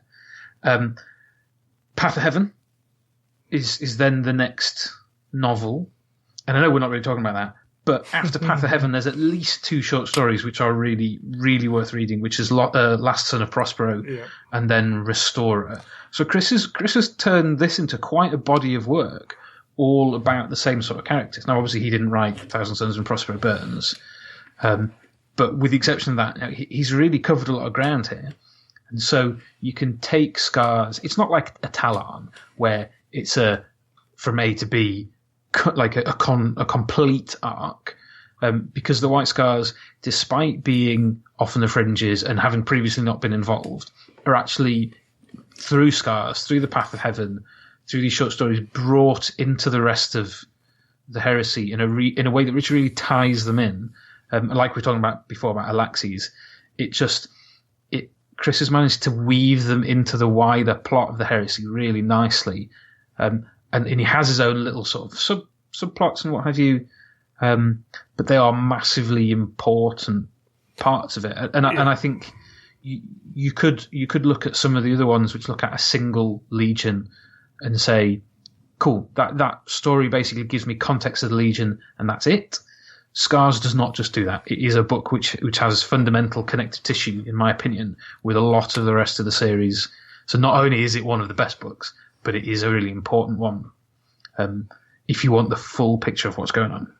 Yeah, absolutely. And I think, apart from one thing, we'll leave that kind of there. But just before we wrap up, what do you think of super fast ships and riding jet bikes around spaceships? Obviously awesome. What's not to like about riding jet bikes anywhere? It is the one moment, it's the one thing where I think it could lose a reader. You reckon? Because it's a little bit kind of old school 40k. And I have seen some people say, oh yeah, here we go, White Scars are fast, White Scars. I thought it was quite awesome when they were riding the jet bikes in their little raceways in the ships. Yeah, totally. And it just brings us back to remember that, although it's a very kind of cool, serious book, there is still that element in there of, this is sci-fantasy. Totally. And what it doesn't do is what we get in Brotherhood of the Storm, which shows them in their natural habitat. So Brotherhood of the Storm shows them chasing down the orcs on the White World, which is the perfect world for the White Scars. And I'm sure one of them in Scars basically says that he could have fought the orcs on Chondax forever. Yeah, it's a shame they're going to kill him. Yeah. Yeah, exactly. But you don't get that in the Scars. So you need a few little bits of really showing them in context and showing them in their natural... Well, they're not in their natural habitat, but showing them engaging in the sort of things that they really want to be doing. And so, there's the scene where they're riding the jet bikes with the two Khans, essentially. And it becomes quite a powerful scene of them essentially being reunited and trying to forge a link, which essentially does pay off further down the line. But I think there's also a really cool bit where Shiban leads his Brotherhood, 500 odd White Scars, on void-capable jet bikes out of the ship and onto another ship. And I mean, it's not quite at the level of ridiculousness of Sevatar riding a jet fighter. No, in his power armor, but it's still cool. And I'm sorry if you. This is going to sound really contentious, but if you take this stuff so seriously that you can't enjoy White Scars riding jet bikes, then there's no hope for you. You're going to struggle with the heresy because even in the serious setting we've got, it is still 40k. Yeah, totally, and it's got to be a bit over the top. Okay, Heresy has a slightly lighter tone, or bits of it, to the 40k. It's not quite so grimdark, but it is dark. It becomes increasingly dark. I mean, Path of Heaven becomes increasingly dark. I think it really needed some... They're not even lighter moments, but some moments where you get to see a bit of action, and you get to see a bit of the Scars going wild. The ships with fast engines... I really like, because what it does is it shows you, it emphasizes the point that people really don't know who the Scars are, because Chris goes out of his way to show how the Scars have deliberately not shown those capabilities outside of active war zones. So the Khan does not trust his brothers. Khan is not interested in the Imperium. He understands the principle, but he does not get on with the Emperor, and he is deliberately withheld information and knowledge of his Legion, of their capabilities, for his own good. That's cool. And then when you get to see them take advantage of that, I think it's all the more powerful, because if everyone knew that the White Scars were really fast, and then all of a sudden the Alpha Legion was surprised that suddenly the White Scars managed to get past them, that's not very believable to me. But the Alpha Legion blockading the White Scars and not being prepared for the implications of that's great, I think. Yeah, it's cool. It is. It was something I'd seen mentioned, and I thought it was worth kind of bringing up. No, definitely. I'm sorry if I got on a bit of a rant there. No, that's fine. Passion. It's passion. Excellent. Well, I think we're done with Scars then. Cool. and we'll have you on again at some point soon. I'm sure. We're both going to be at the Black Library Weekender. Indeed. Coming up, so heresy stuff will, I'm sure, be fed back on the podcast after that, and then we'll have to look at what's next for us to talk about. Yeah, I mean, there's been some little bits and pieces of heresy, like the small matter of Ruinstorm, so we could always do that. Yeah. There's, in the not too distant future, going to be Old Earth. There's loads of stuff. We've got plenty of stuff to go back on as well. There's shed loads of stuff. I mean, I don't know how much we've missed of the really recent stuff. We haven't looked at Black Shields yet. No, indeed. Might be some interesting stuff. Although I'm not so well up on the Forge World stuff. So that might be quite interesting because you probably know more about the context of Endred Har and the Xynar incursion because you've probably read Retribution, whereas I haven't. Oh, I know everything. You should, yeah, definitely. Brilliant. Yeah, we'll have a discussion. We'll come back with you. Or if people want to request something, then feel free to do so. That'll be cool. Yeah. Let us know. Let Greg know. But also go and buy Scars if you haven't read it. And if you have read it, genuinely, third time round, I enjoyed it just as much. So it's absolutely worth a reread. Awesome. All right. Cheers, Michael. No worries. Thanks for having me. Take it easy.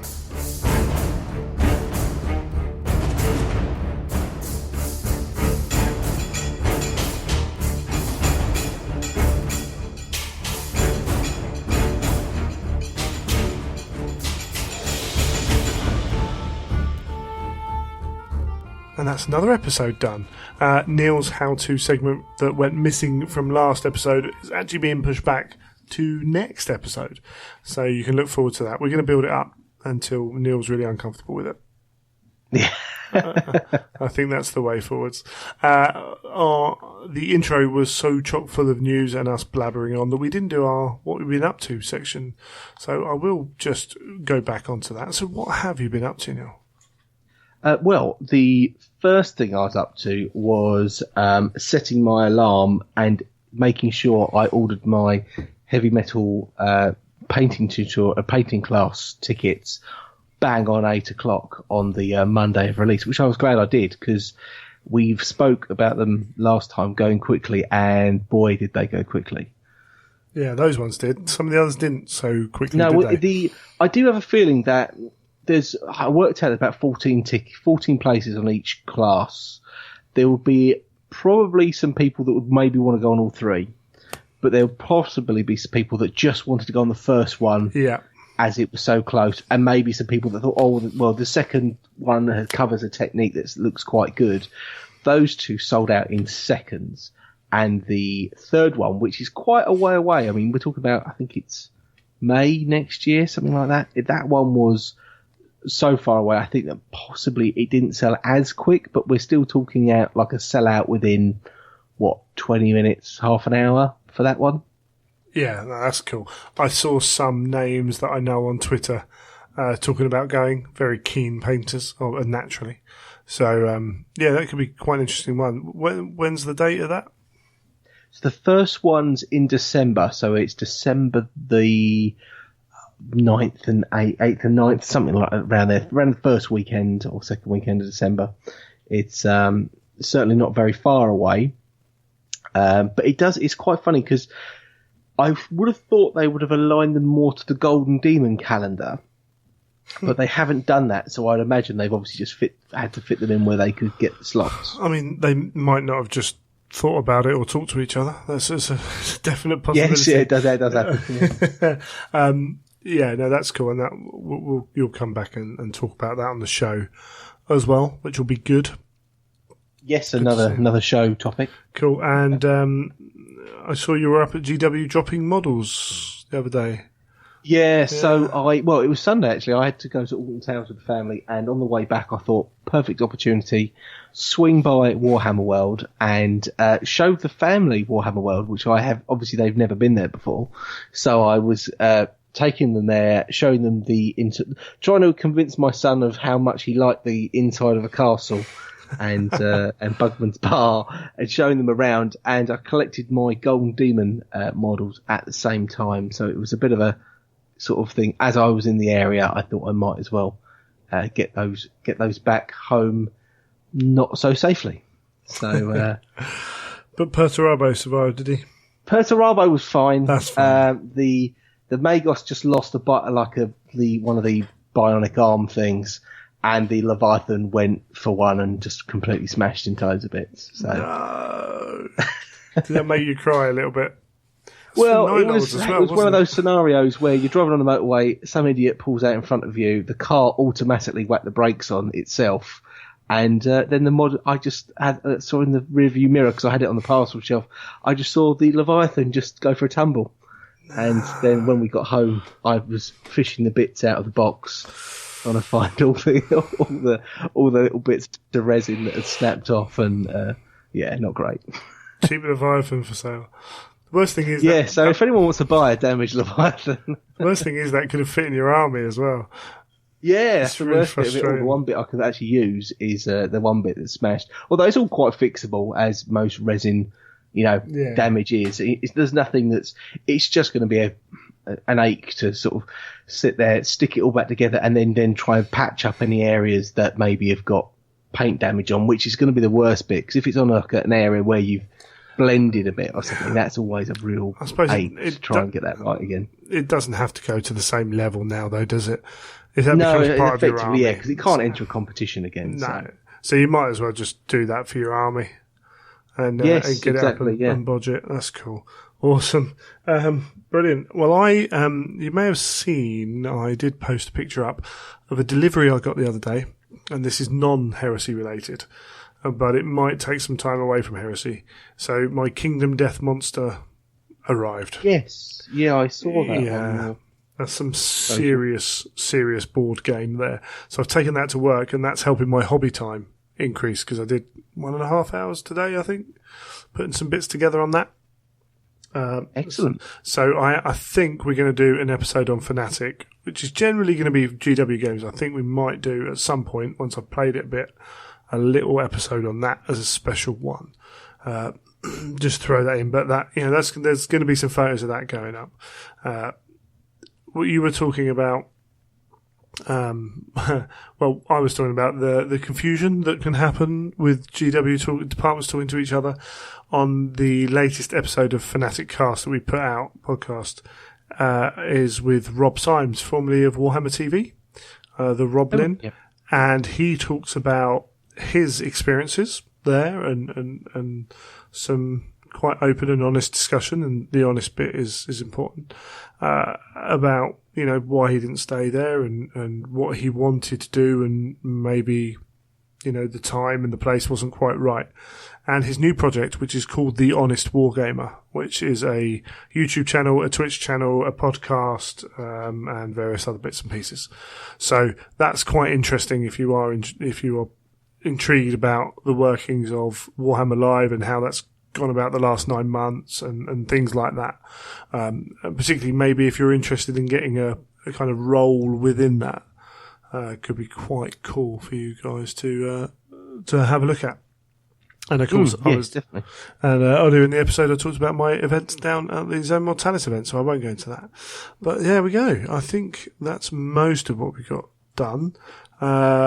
If you've got any feedback, if you've got any questions, if you've got any topic discussions, then you can get hold of us at greg@theimperialtruth.com. And I'm Neil at theimperialtruth.com.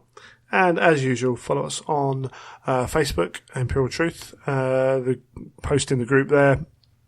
Got some cool stuff going on. And you can find on Twitter as well, Imperial_Truth or at Child of Fang. I'm at Neil Paints on everything. On everything, absolutely.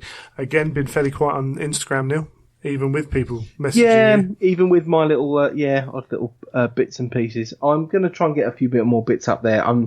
It's one of those things, it's sometimes just an ache to try and take a photo and put it up on. It doesn't have to be a very good photo, just a photo. Yeah. Well, I find that when I have taken quite bad shots before, if nobody likes them, then you think, well, what's the point in taking that photo? Bless. Okay, fair enough. Richard Gray and that take lots. They do really well. Yeah, well, he does. Yeah, he virtually won every night. But then the only thing I say with that is sometimes you look at the one from the previous night and you think, nothing's happened. You actually done anything on that model? But one a week would be fine now. That'll be my goal. One a week. You keep saying these goals. I did one on Sunday, so therefore I've got until next Sunday. Okay, right, yeah. Keep him honest on that, listeners. Please keep him honest on that. And as I say, just before we go, don't forget the London Heresy tickets will be on sale. You can find the links on the Facebook group, on the Twitter, or go to LGT Presents, and that'll have all the links. You can search them up on Facebook as well. They've got all the info there because, hopefully we're going to make that a big international event. And, it sounds like it's going to grow and grow. It does sound amazing, the amount of stuff that's going to be going on that one. Yeah, I'm really intrigued, and probably from next year I will try and look at getting more than just one event going on.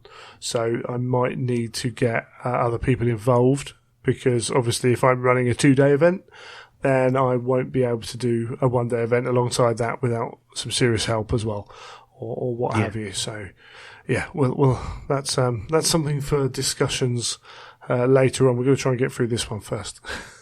Hopes and dreams. The guys, the Grain Legion over that do Nova and Adepticon, they've got a good group of guys working together, which is the key, I think.